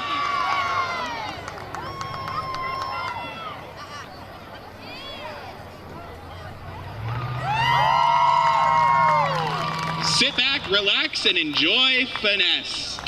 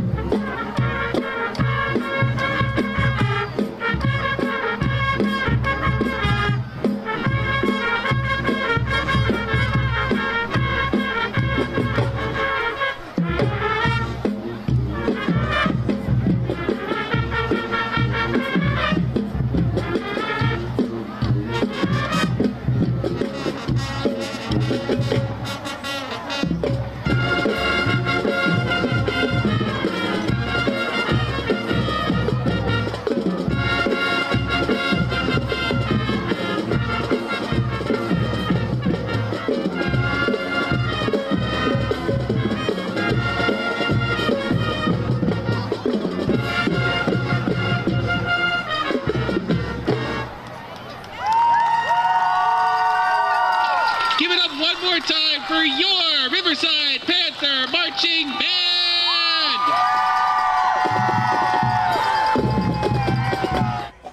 There's your halftime performance by the Ellwood City Marching Band and then the Riverside Marching Band to follow there. 21-0. Riverside leads Ellwood City. We'll take one more timeout when we come back on the UPMC halftime show. We will give you the statistics from the first half and kick off the second half. You're watching high school football coverage on the Lawrence County Sports Network, powered by LCAP. Your hip, your knee, your shoulder, whatever has been holding you back, UPMC Orthopedic Care is where you'll find experts to help you get back to a better quality of life. UPMC is pioneering minimally invasive surgeries, and we offer personalized treatment plans and same-day surgery to get you home and moving sooner. It's your ankle, your elbow, your hand, and it's your move. Visit upmc.com/ortho to learn how UPMC can help. Joseph's Marketplace is Newcastle's favorite family-owned hometown grocery store and coffee shop.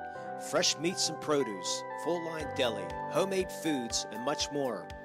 Joseph's Marketplace has hot foods prepared every day. They also have Newcastle favorites like grape leaves, hummus, and wedding soup available daily.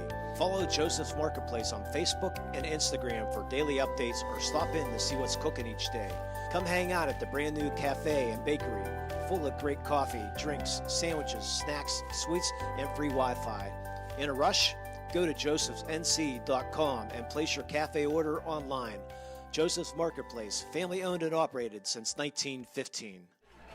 Welcome back to UPMC at the half here at Riverside High School. Eric Thomas, Gene Matzuk rejoin you here from Panther Stadium. It's 21-0 home side. Riverside retakes the field. There's a look at your first half statistics for both sides. And for Ellwood City, their offense really in the first half has been Richard Kierton, who he's got the majority of the yardage there. He's got 14 carries for 81 yards in the first half. A couple losses there carrying the football, why Ellwood City is not quite at 80 yards rushing, but only one third down opportunity for Riverside. They've only had the ball 4 times in the first half. They scored on 3 of the possessions.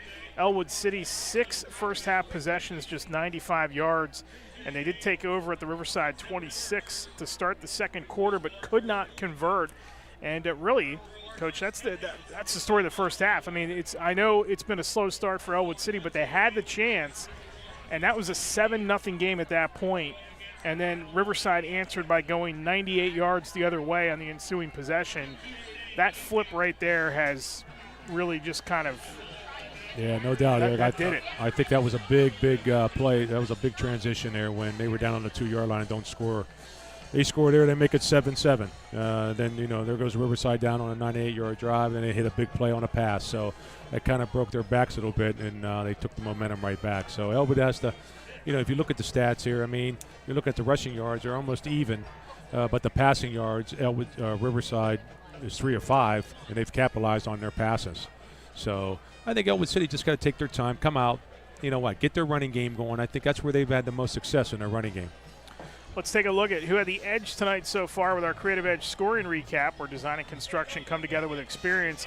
Riverside got it going in the first quarter about halfway through. Mason Holler, an 18-yard touchdown run, made it 7-0 Riverside. That capped a 5-play, 62-yard drive in 2 minutes and 28 seconds. You got to go all the way to the second quarter with 4 minutes and 8 seconds left, and that was the 98-yard drive on 4 plays, 2 minutes and 15 seconds, capped by a 57-yard touchdown pass from Aiden Gatos to Bron Paxton to make it 14-0. And then Holler with his second touchdown run with 46 seconds left to go in the half got us to 21-0. And that's your Creative Edge scoring recap. Fully licensed and insured architecture and construction management services will help make your project a reality. More information available at 724-652-1372. Big development in the other game in our Lawrence County Sports Network feed tonight as Laurel and Neshannock are going at it. There's a look at the out-of-town scoreboard brought to you by the Newcastle Transit Authority. 7-7 in that game, but the big story in that game is Josh Sherman, the starting quarterback for Laurel, has been knocked out of the game. They've gone with Jackson McVicker at quarterback, and we'll see how that all goes for Laurel. Little surprised that they go with Jackson McVicker because you've got Brody Geiwitz, who was the junior varsity quarterback a season ago, and Carson Mahoney, a talented freshman on the roster. But there you see otherwise California handling Mohawk right now 20-0. Shenango, New Brighton, no score there. Wilmington up 13-7. And then, of course, tomorrow the two big games, including the nightcap of the KDKA Kickoff Classic. We'll be there live tomorrow night beginning at 6:30 as the Newcastle Hurricanes take on Woodland Hills. Woodland Hills, by the way, just made news. They just, about 10 minutes ago, fired their superintendent. So there's a little bit of consternation in that Woodland Hills School District, and I don't think that's going to factor whatsoever into tomorrow night's game, but just some news there for the Wolverines as it goes on. The other big thing in the first half, too, 6 penalties for Ellwood City for 45 yards. They've got to cut down on that in the second half, but it's what can they do? I mean, Richard Cureton, again, has been the guy, but what can they do to get back in this game? Riverside's going to get the ball to start the second half. I just think they're going to get that running game going a little more consistently. They've had success with the running game. They don't want to throw on first down. I mean, because they get behind the sticks. So you want to get 4 yards, get that into your kid's head, work on the execution, try to possess the ball away from Riverside, and then hit a play action once you get the running game going. And I think that's going to be critical for them. Riverside gets the ball to start the second half, so big momentum here. If Riverside can stop them 3 and out, or Ellwood City stops them 3 and out, they get the momentum back, and then they get a score. They just got to play 7 at a time. You can't catch 21 in one play. They have not had to ask Aiden Gatos to do a lot, but he does have the 57-yard touchdown pass. And on the other side, Tyler Amicone has struggled tonight, 4 of 11 for 17 yards. And it's again been Cureton who's been the one doing the most work for Ellwood City. Kickoff to be fielded by Holler. He comes across the 20. Look out, Mason Holler spins out of traffic. Mason Holler is going to take the opening kickoff the entire way for a touchdown. No flags as Holler caught that at around the 5 and goes 95 yards to start the second half. I'm not sure I would have kicked it to him. I think, he was back there by himself, and they kicked it right to Holler, and then, boy, he's good. And he took off. Caught it at the 10, so it's a 90-yard kickoff return to begin the third quarter. Yeah, broke a tackle, and that was it. Not the way they would have wanted to start that second half.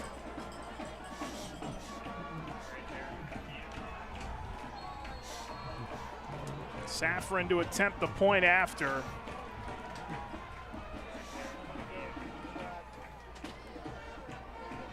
Good snap, good place. The kick is away, and it is good. And Riverside is good too. Mason Holler, his 3rd touchdown of the night. This one a 90-yard kickoff return. And Riverside leads it 28-0. You're watching high school football on the Lawrence County Sports Network, powered by LCAP. I love what I do because coming in every day is different. How can you not enjoy these kids coming up and hugging you and giving you these great smiles all throughout the day?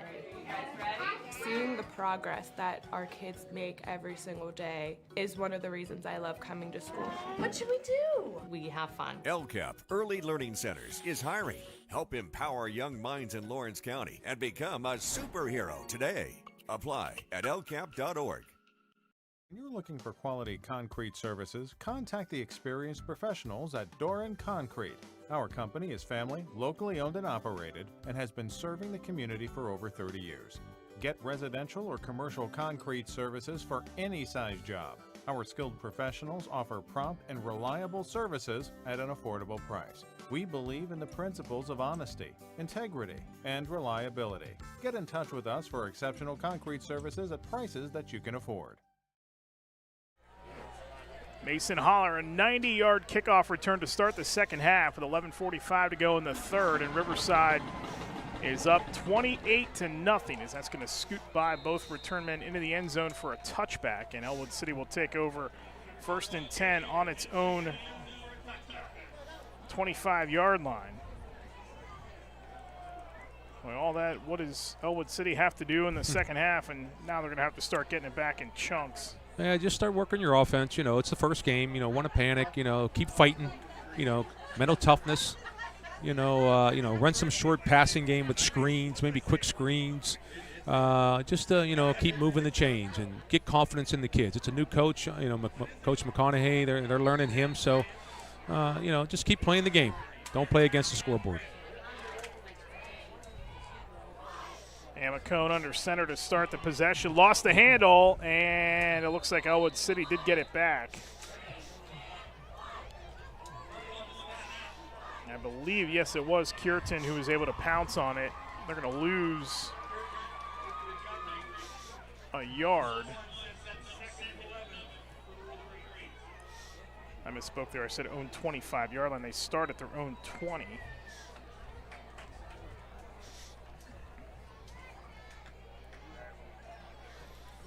Boy, that was an absolute backbreaker by Holler, who's been the best player on the field tonight. Cureton, there you go.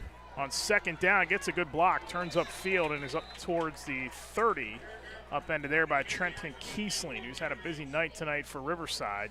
Yeah, just a quick pitch to the outside to get you out quicker. That's good. You want to get hit quick hitters. You don't want plays that takes time. Quick hitters. Come back with a quick trap. 10-yard gain that time for Cureton, and that's going to bring up 3rd down and 1. Yeah, they're not having a lot of success unless they're trapping inside with those 2 big tackles. It's interesting. They want to be a spread team, but it's been the ground game tonight. I'm not surprised by that just from the standpoint of having a new quarterback. They give it back to Cureton, and, oh, man, he slipped out of the tackle immediately, but I don't know that he got it. Yeah, it depends on the spot.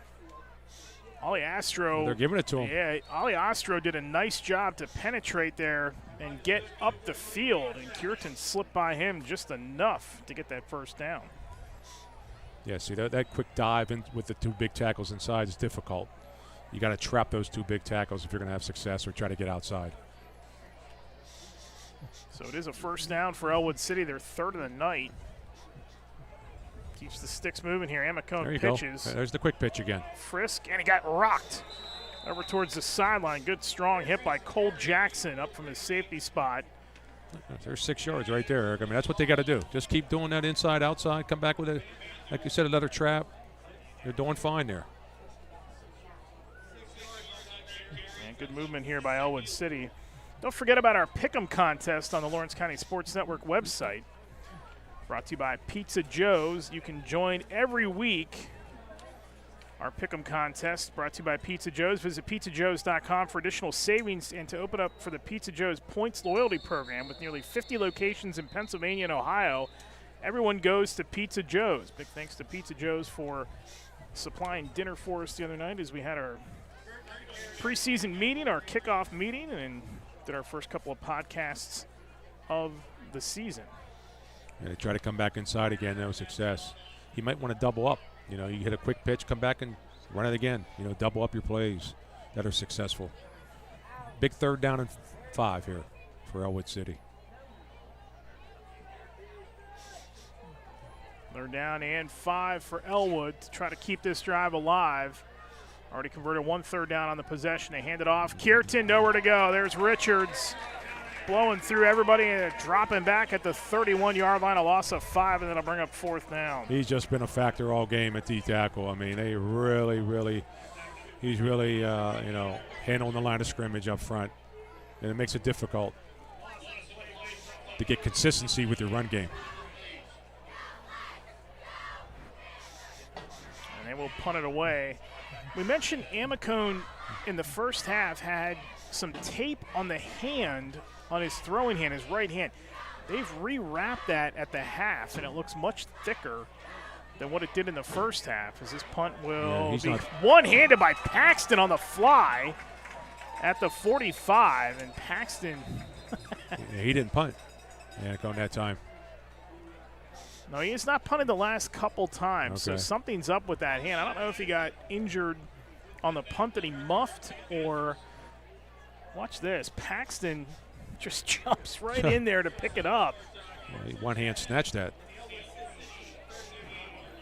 And Riverside's going to have good starting field position here again on the Ellwood City side of the field at the EC 38. And they got a chance here to put this thing in the mercy rule on night 1 of the high school football season.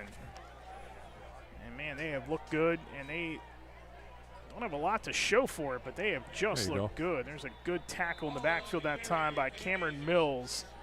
as he wraps up Holler and tosses him back towards the 38, the line of scrimmage. No gain that time. That's Mills. He's the inside line, returning starter at inside, and he's been all over the field tonight. 8 carries for 62 yards for Holler tonight, but of course he has the big 90-yard kickoff return moments ago. I would say one of the favorites anyway for our play of the game tonight, which we'll announce coming up after the game, is Gatos wasn't behind the right lineman that time, and we're going to get a flag. Legal procedure.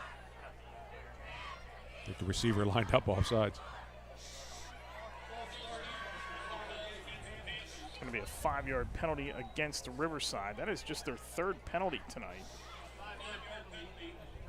Anytime you can get through week 1 and limit the penalties, limit the turnovers, have good special teams.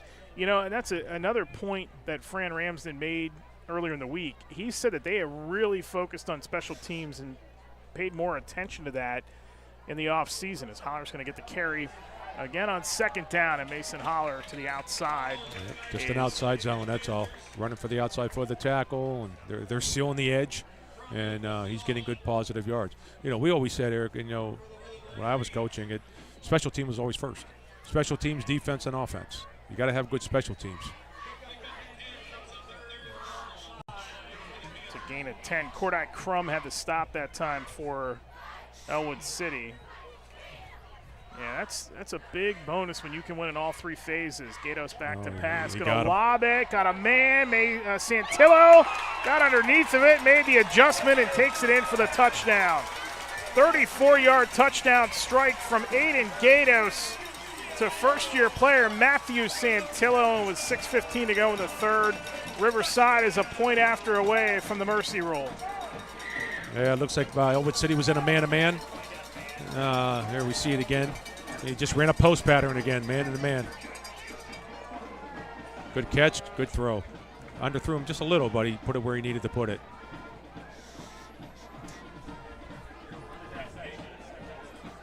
Safran to attempt the point after. Gatos having himself a good first night. 107 yards now and 2 touchdown passes. His 2 touchdown passes have, and they botched the snap. Safran's going to have to fall on it. And we're going to get a late flag after the play. They ran into him after he was already down. Yeah, that'll be on the kickoff. So it's technically after the play, as Coach mentioned, so they will add that on to the kickoff. Although, special teams unit staying out there for Riverside. Yeah, it was a dead ball. He was down, and then he hit him. Unless they're going to let him retry and move it up like a half a yard. I'd take it on the. You can take the choice. The coach can go in the kickoff. Dead ball, personal foul on Ellwood City. Now we cannot hear the official. They're not mic'd here at Riverside. It looks like they are going to. They're going to take this on the kickoff. So, yeah, it's because it's a dead ball. So they will take that on the kickoff. We'll stay at 34-0. So we are still a point away from the mercy rule. Yeah, that play they just ran, they were 2-by-2, and they ran, we call that pulls, where everybody just runs fades. The outside guys run to the bottom of the numbers, and the inside guys right inside the hash. And that's exactly what they did, and he put it on the button. And Matt Santillo,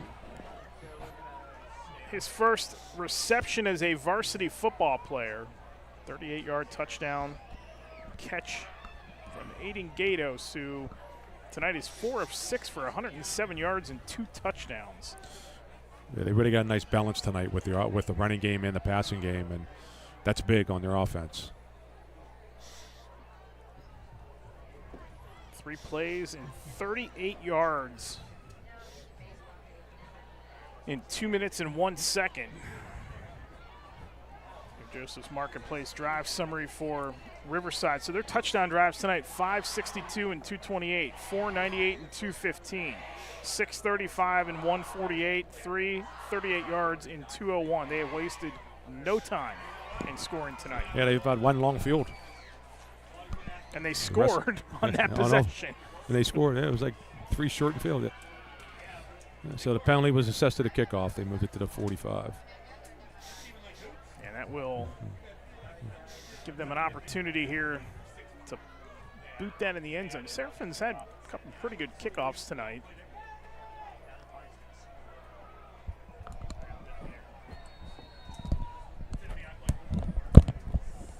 Again, a lot going on tonight, week 1 of the high school football season, as Saffron will boot that into the end zone for the touchback. So Ellwood City will take over 1st and 10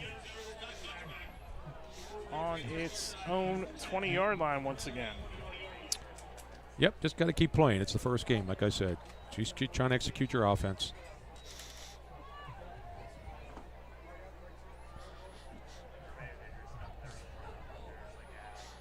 Ellwood City's last drive, 6 plays, 11 yards. And that included a gain of 10 on the second play of the drive. They went in reverse, and they're going to have to try to find points in a hurry here. Just over 18 minutes of game time left for Amicone and company as they pitch it to Frisk on the wide side. Frisk turns upfield. Good run by Frisk on 1st down as he is driven out of bounds on his own sideline over the 35, right around the 36-yard line. 16-yard gain. There's the quick pitch. Yeah, quick pitch, get outside quick, seal the edge, and you get a good positive yards. Good positive game for Ellwood City. 5th carry tonight for Frisk. That's the 7th Wolverines' first down tonight.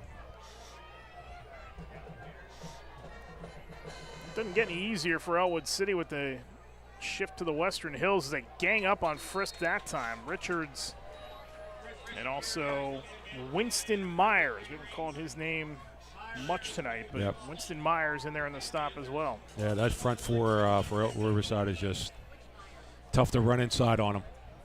They're going to be a presence in the MAC. And that MAC is, well, we don't know yet, but we expect Western Beaver and Beaver Falls to both be very good this season. They'll be the 2 teams on top, but I think Riverside could be right up there.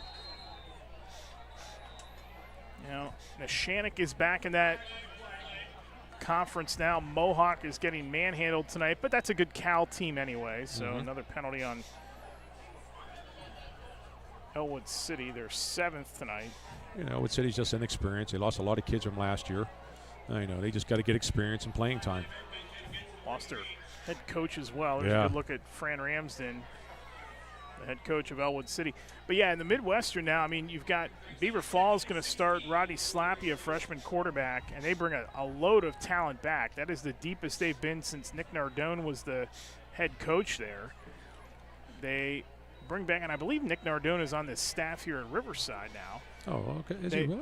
They bring, I think he is. I thought I saw that he was coaching at Riverside. I could be wrong, but as they try to go out of the backfield once again, and there is just nothing there going on in that backfield as Ali Astro is in there once again. They're just building a wall in there, those big linemen. You got to figure out how to get outside. It was Kierton that had the carry again that time for Ellwood City. So then you have Western Beaver, who basically brings back a bunch from last year's section champ. Neshannock moves up. They expect to be somewhat of a competitor in that conference. I would think so anyway. Once they figure it all out and get a little bit more experience. 3rd down and 15 for Ellwood. Amicone under heavy pressure, and he's down back at the 20. And there he is again. Tanner Richards gets in there for the 10-yard loss, and that'll bring up 4th down. There's where I feel screens are the best thing to run here. I mean, they're bringing everybody, just screen them on the in the middle or to the outside or whatever it may be. Taking long patterns like that is very difficult for them.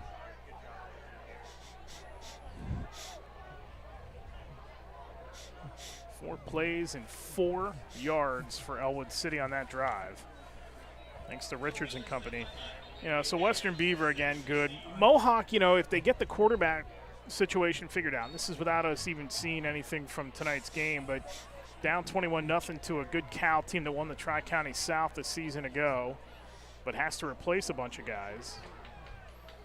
When you lose a quarterback like Fadden, you had him for 2 years. Yeah, and it's going to be tough to replace a little bit. Take some time. And don't forget, simply a 4-year starter, too, because he was an excellent wide receiver before he switched over to quarterback. And that's the other issue for Tim McCutcheon this year in Mohawk, is that they have had the luxury of having a starting quarterback for 2-3 years going back to 2017. They don't have that luxury this year, although Cam O'Lear, if he started tonight, was a backup quarterback for Jay Rona a couple of years ago before he gave up football, came back.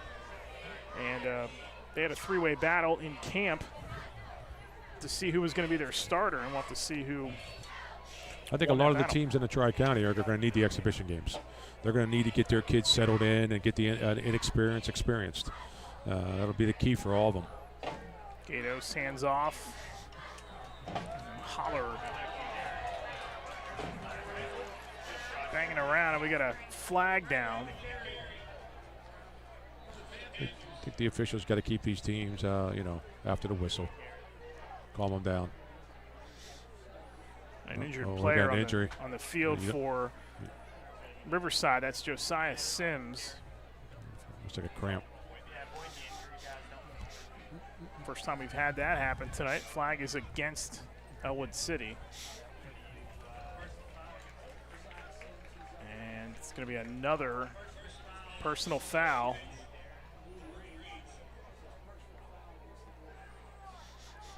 Eight penalties for 65 yards tonight. Sims looks okay. A lot of those penalties are dead ball. So going to walk off the penalty to be a first down. It's going to take the ball into Ellwood City territory. And if any type of score here for Riverside gets this running clock, going to mark the ball at the 38 after the penalty. 8th first down tonight for Riverside. Snap to Gatos, handoff Sprankle. Sprankle trying to cut to the outside on the right side, and he's going to get chopped down after a short gain to the 32. Yeah, you can see they're really sealing the edge over there with their tight end and their wing. They're just knocking the D end back, and Hollering can get the edge. That's going to bring up second down, and he's out Hollering, huh? Number 4's in. Yeah, Sprankle is in. Sprankle's so in, okay. They don't necessarily need Holler. They don't need to risk him. Sorry. Yeah. They don't need to risk anything. Yeah, he ran just as hard last play. Rest of the way. Another penalty on Ellwood City. Let's see what the flag was for. It was thrown over on the sideline. It's sitting over on the sideline. I'm not sure what the penalty was there, but it's a 5-yard penalty, so it's going to be second and out inches. That's the 9th penalty against Ellwood here tonight. Sprankle once again, good head of steam, dragging the defender for a first down, gets out of that tackle and fights through another. And he's going to have the first down for Riverside. A good hard run by Sprankle, who good leg drive, good strong leg drive. Did not do much offensively for this team last season, but he's been a good runner here tonight. That's a gain of 12. He broke Mills' tackle, and Mills is their top defensive player.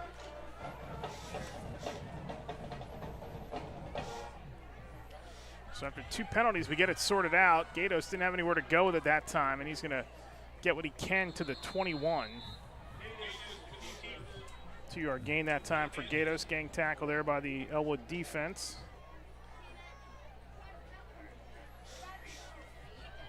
I think with this line and as physical as they can be and as good as they've been defensively, when I say line, I mean both ways.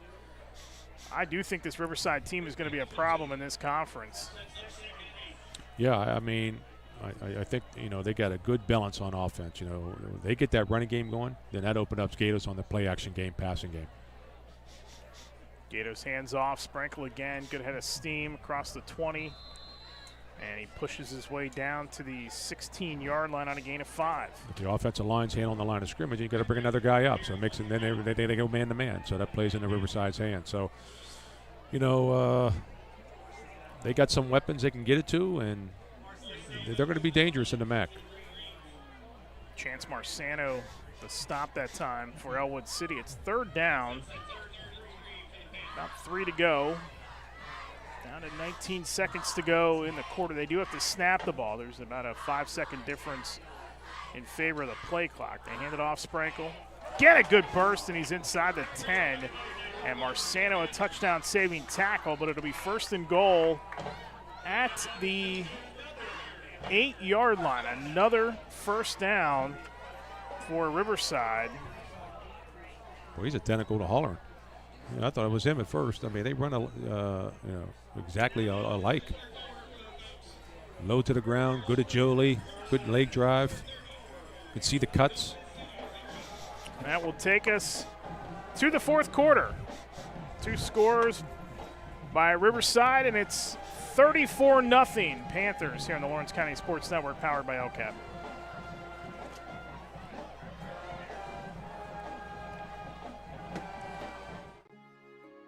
We all know there's an advantage to playing at home, to being the home team.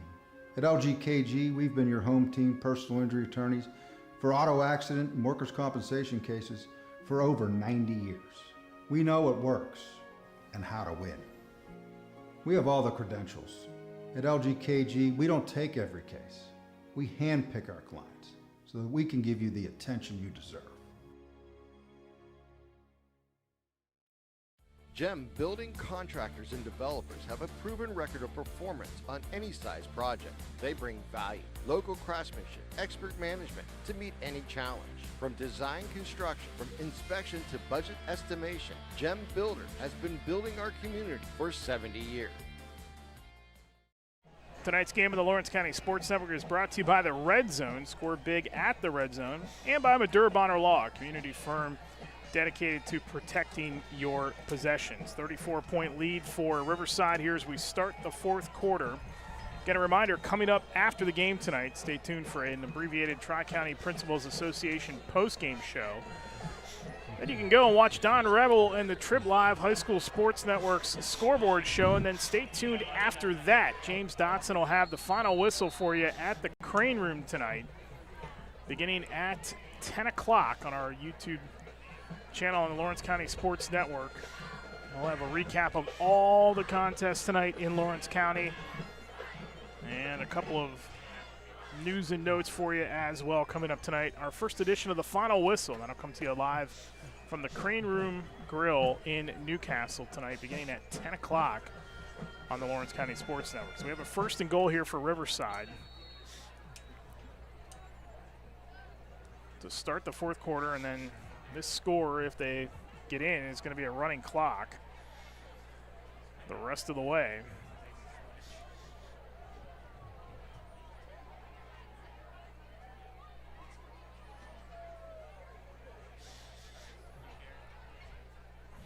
So first and goal inside the red zone here for Riverside. They go to Sprankle once again. And a good hard run by Sprankle as he is inside the 5 and down to the, call it the 2, maybe the 1 yard line. Good 7-yard run that time. Yeah, good power running. Dragging people with him. 6 carries and 48 yards for Sprankle. It's second and goal from the 1. As Gatos gets behind that big line in the shotgun on second and goal, turns, hands off Sprankle, cutting right, stumbling, diving, he's in the end zone for the touchdown. A 1-yard touchdown run by Alex Sprankle. And Riverside is going to go to 1-0 on the season. They have just been dominant here tonight. It's now 40-0 Panthers. Yeah, from the first series on, I thought Riverside set the tone of the game up front. And we said before the game that one of the keys was O-line play for Ellwood City and D-line play. And, they couldn't match the physicality of Riverside.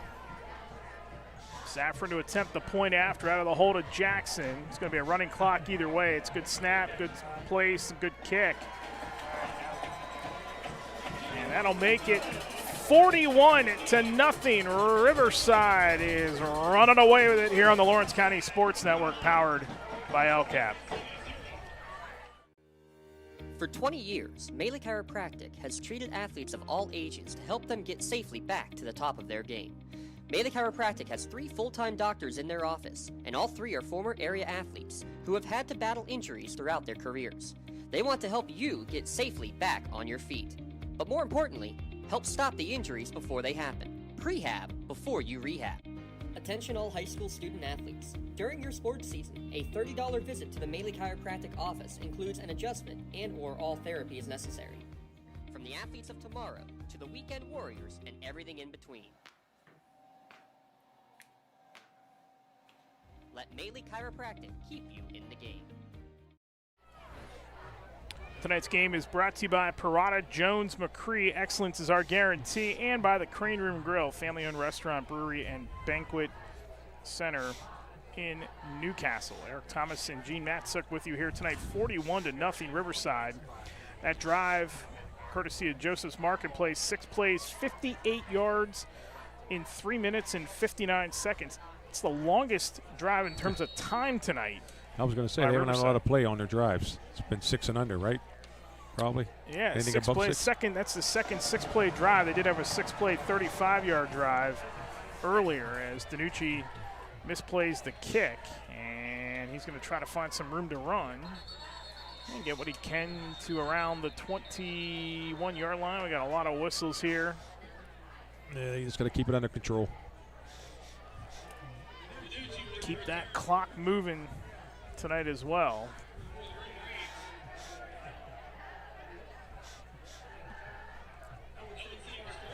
Ellwood City will start 1st and 10 from its own 20-yard line. Let's see if Riverside starts subbing a little bit. Get some of the younger kids. This is the 3rd consecutive drive that Ellwood City has started at their own 20. There's a look at the out-of-town scoreboard brought to you by the Newcastle Transit Authority. Still 20-0 Cal over Mohawk. No report on that Shenango New Brighton score. We'll try to find an update for you on that one. It's like Wilmington came back. Wilmington is up 34-13 on Slippery Rocks. We're going to get a timeout called here.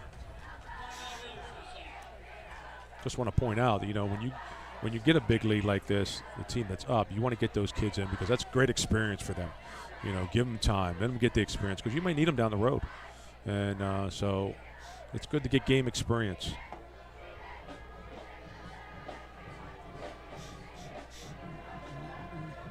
It certainly will be. As out of the timeout here with 10:18 to go, that Pontius Insurance timeout. Riverside is off to a fast start here tonight. If this team is to make a run, and Fran Ramsden isn't a big fan of the non-conference side of things either. He thinks it's actually a tougher way to get into the playoffs with the non-conference schedule, considering that they got landmines all over their conference.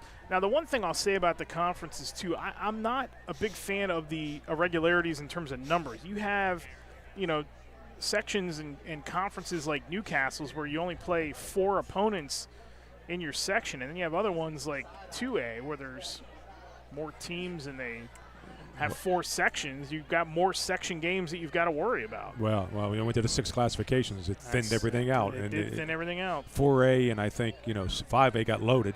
You know, 6A's low, but 4A got, you know, it's all 3A, 2A. Yeah, it is. It thinned it. 4 and 5A in the WPIAL is as good as it is in the state. I mean, it is as good. It might honestly be the best single classification in a district anywhere in the state of Pennsylvania in 4 and 5A. I agree. Out here. I coached at Moon last year to help them out, and, you know, the 5A conference was, I mean, it was a juggernaut. Moon locked in a big game with Montour tonight. Montour had the lead in that game. And they got some returning starters back. That 4A conference will be good with Newcastle and Montour and, you know, Central Valley. So we get this all sorted out here. There's another official's timeout here.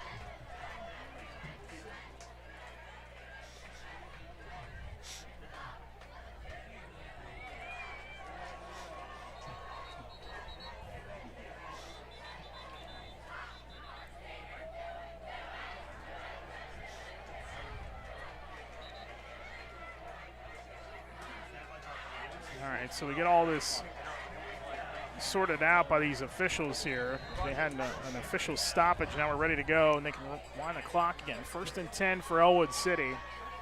And Ellwood does have Nick Doster in there at quarterback, so they've made the switch. Kierton gets the carry on 1st down, and he is going to get to the 24-yard line, a gain of 5. I think the officials need the microphones at college so we can hear everything. See.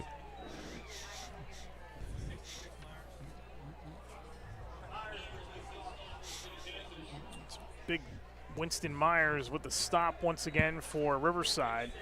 So Doster comes in at quarterback for Ellwood City. We thought we might see both quarterbacks, but not in the situation we're in right now. We thought maybe both would get a chance. Doster will keep following the block of Frisk, tries to get to the outside, and he is cleaned up over on the far side. He's a little more of the runner. He is more of a runner. That is Levi Hunter. He's in there on the stop, along with Michael Montgomery.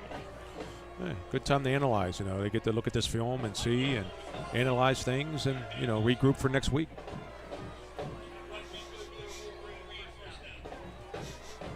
So it will be enough for a 1st down.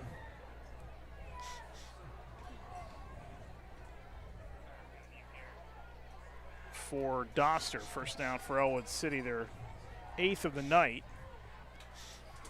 Doster out of the shotgun on 1st down, going to take off and run again. Spins out of a tackle, spins out of another one, and then twists his way towards the 39-yard line, where he falls into the arms of Alex Jackson. Close to another 1st down. Yeah, he took the big boys out up front, Riverside.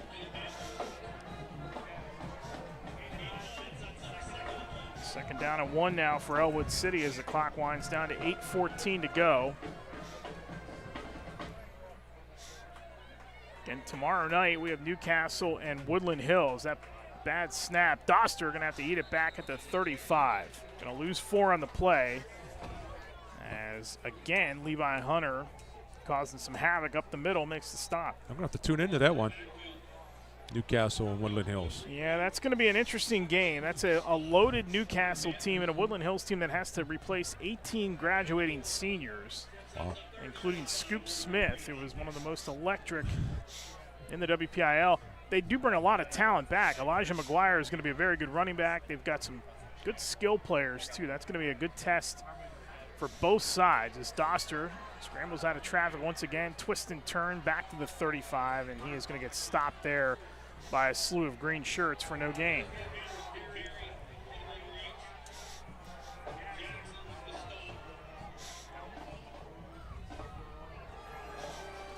That'll bring up 4th down and 5, and Ellwood City appears to be sending out the punt unit here down 41-0. Yeah, both teams, both sub, working their young kids, which is a good thing. It is the 9th possession tonight for Ellwood City. It's a high snap. Kick is away, pretty good punt. And Riverside's going to let this hit.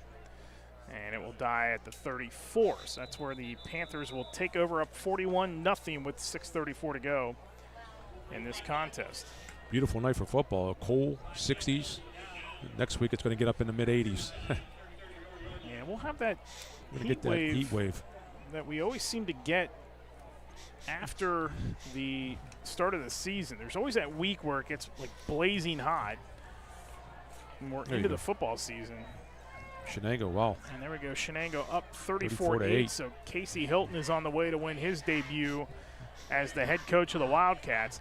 Again, next week, our game, Laurel and Mohawk, is going to be at Shenango. So if you're going to that contest, remember that Mohawk's field not available right now. So they have to play their home games, for now anyway, at Shenango, as we've got new personnel in for Riverside, and getting the carry for the first time tonight is going to be Jaden Buck. That's good. Shenango's going to let them use their field. Yeah, nice gesture that time by Mohawk. I mean, you could, I guess, in theory, play the game at the opposing team's home field and just switch the ends. But why do that? Why just not go to a neutral field? But it's a shame in Mohawk's case that they don't have a home game now until October. And, who knows? They may only get 2 or 3 at their stadium this season, which has been revamped. That's a tough break for the Warriors. But we used to play downtown Bessemer. That's where their field was. Back when they were Bessemer, or? No, they were Mohawk, but they played their games down in Bessemer. That's where the field was. Then they built the school. Put the stadium right there. I was just trying to date you there a little bit. Yeah, we did wear face masks. They were not leather helmets, huh? Tom Dempsey was not kicking for you. We'd have the square toe. It's a loss of 1 that time by Buck. Yeah, that'll be an interesting game, though, and especially, given what's going on with Laurel tonight and the quarterback issue. Who knows if Josh Sherman is going to be able to play next week for the Spartans, and if he is not, that is going to be pretty interesting. Hate to see anybody lose their starting quarterback week 1 as Buck gets the carry again. He gets to the outside and across the 35. Good run by Jaden Buck there. They're going to stop him short at the 34. It's a gain of 5. Yeah, I think both these teams, they'll go in, and I think Ellwood City just got to learn off their mistakes, watch film. And, the big jump from week 1 to 2 is critical. Can they get better? That's what good coaching does. Get them better the next week. And Fran's going to go in, and if it was my team, I'd be going in there and I'd be saying, you know what, you guys think you're good now. So you got to bring them down a peg a little bit. But you know what, good confidence builder for the Riverside Panthers. Yeah, it's going to be a work in progress for this Ellwood City team. And I can tell you're a big believer in the week 1 to week 2 jump as Buck trying to get to the outside again. Good pursuit that time by the Ellwood defense, and they clean him up as Aiden Newton and others there on the stop. The running clock's going to take it down to 3:50. And this one has been over for a while now, and as if it wasn't over, the opening kickoff return by Mason Hollow to start the second half certainly put this thing on ice. Yeah. As that was the backbreaker. Xander Ledden is the quarterback now for Riverside. Again, in 3.5 minutes, it'll be an abbreviated Tri-County Principals Association post-game show. We'll give out our award and get on with the night here as Riverside has taken game 1 as they throw it down the middle, and that is incomplete. Almost got it. Just made a great catch. Pretty good throw by the young quarterback. And let that one rip. And that'll bring up first down for Ellwood. That was a 4th down throw, so the Wolverines will get it back one more time here. The running clock down to 2 minutes and 45 seconds. Yeah, it's good to see these young kids. They work just as hard as anybody in practice.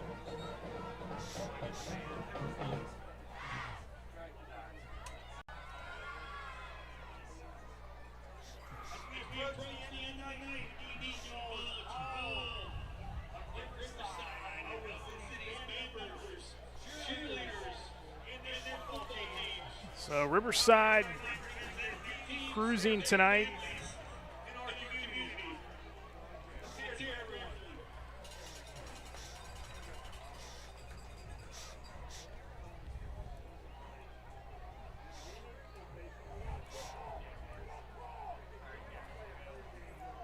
And they're going to go to 1-0 as Ellwood will play it out here as we got the 3rd quarterback of the night in here for Ellwood City. This is Caleb DeSanzo. Yep, Ellwood City. Dan Bradley was here. Ellwood City went to the playoffs the last 3 years, and he made a move to Ambridge to get closer to his work. And so, it's a big transition for Ellwood City. Fran was the head coach at Riverside for 2 years and then took a year off and then came back as an offensive coordinator, and then he's taken over the realm there. So it was a little bit more of a smoother transition for Riverside. Yeah, that's a big advantage being the offensive coordinator a season ago and having all these guys at his dispense as a penalty backed up Ellwood 5 yards, and this is Grayson Hartman on the carry here for Ellwood with 1 minute to go. Okay. You did that pretty good. Ellwood City going to have to go back to the drawing board next week, and Riverside we'll see. 10 penalties tonight, by the way, on Ellwood. They got to clean that up in a hurry. Yeah, that don't help. Get behind the sticks. This could be the final play of the game. Good throw. Pass incomplete on the near sideline by DeSanzo. That'll stop the clock with, well, nope, running clock, I beg your pardon. So that might do it. Yeah, I think he's lining them up on the 50. And that will do it for week one as Riverside wins a commanding performance by the Panthers here tonight as they shut out their rival Ellwood City by a final of 41-0. Welcome to the Tri-County Principals Association postgame show here at Riverside High School. Quick scoring recap. Holler, an 18-yard run to get it going, then a 57-yard touchdown pass from Gatos to Paxton. Holler with 2 more touchdowns then in the second and third, including the 90-yard kickoff return to start the second half. Matt Santillo, a 38-yard touchdown reception, and then Alex Sprankle capped the scoring with a 1-yard run to make it 41-0. We're going to have an abbreviated postgame show here tonight, and our Maley Chiropractic Play of the Game Award is going to go to the touchdown pass from Aiden Gatos to Bron Paxton, 57 yards, and that made it 14-0 with 4:08 to go in the second quarter. So congratulations to those two. They get the Play of the Game Award. They'll get a customized T-shirt courtesy of the Red Zone in recognition of tonight's Play of the Game. To view the Maley Chiropractic Play of the Game and the full list of this season's top plays, go online to lcsportsnet.com, click on Play of the Game. Congratulations to Bron Paxton for tonight's Maley Chiropractic Play of the Game. Let Maley Chiropractic keep you in the game. Our MVP Insurance MVP of the game tonight, it's going to go to a defensive player, and it's going to be Tanner Richards tonight, who had a couple of sacks and some big stops, tackles for loss. He was all over the place in this contest and controlled the line of scrimmage, so he's our MVP Insurance MVP of the game tonight. He'll get a customized shirt courtesy of the Red Zone in recognition of being named tonight's MVP of the game. To view the full list of this year's game MVPs, go online to lcsportsnet.com and click on MVP of the game. Congratulations to Tanner Richards of Riverside for being named tonight's MVP of the game. MVP Insurance, call MVP for the win. That's going to do it for us here tonight from Riverside High School as the Panthers win it tonight by a final of 41-0. Reminder, tomorrow night on the Lawrence County Sports Network beginning at 6:30, it is Newcastle and Woodland Hills. Myself and Tyler Polk and James Dotson will have the call of that one for you tomorrow night. Big thanks to our crew here tonight, Garrett Dolan, Darren Heberling, Colin Gahagan, Matt Flannery produced the game tonight along with Colin Gahagan. For my partner, Gene Matsuk, did a wonderful job in his debut with the Lawrence County Sports Network. We bid you farewell from Riverside High School as the Panthers win it tonight 41-0. You've been watching high school football on the Lawrence County Sports Network, powered by LCAP. We'll talk to you tomorrow night from the Wolverine. Good night, everybody.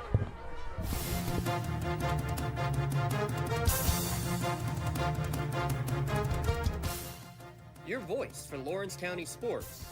The gold ball headed home to Newcastle. This is the Lawrence County SportsNet.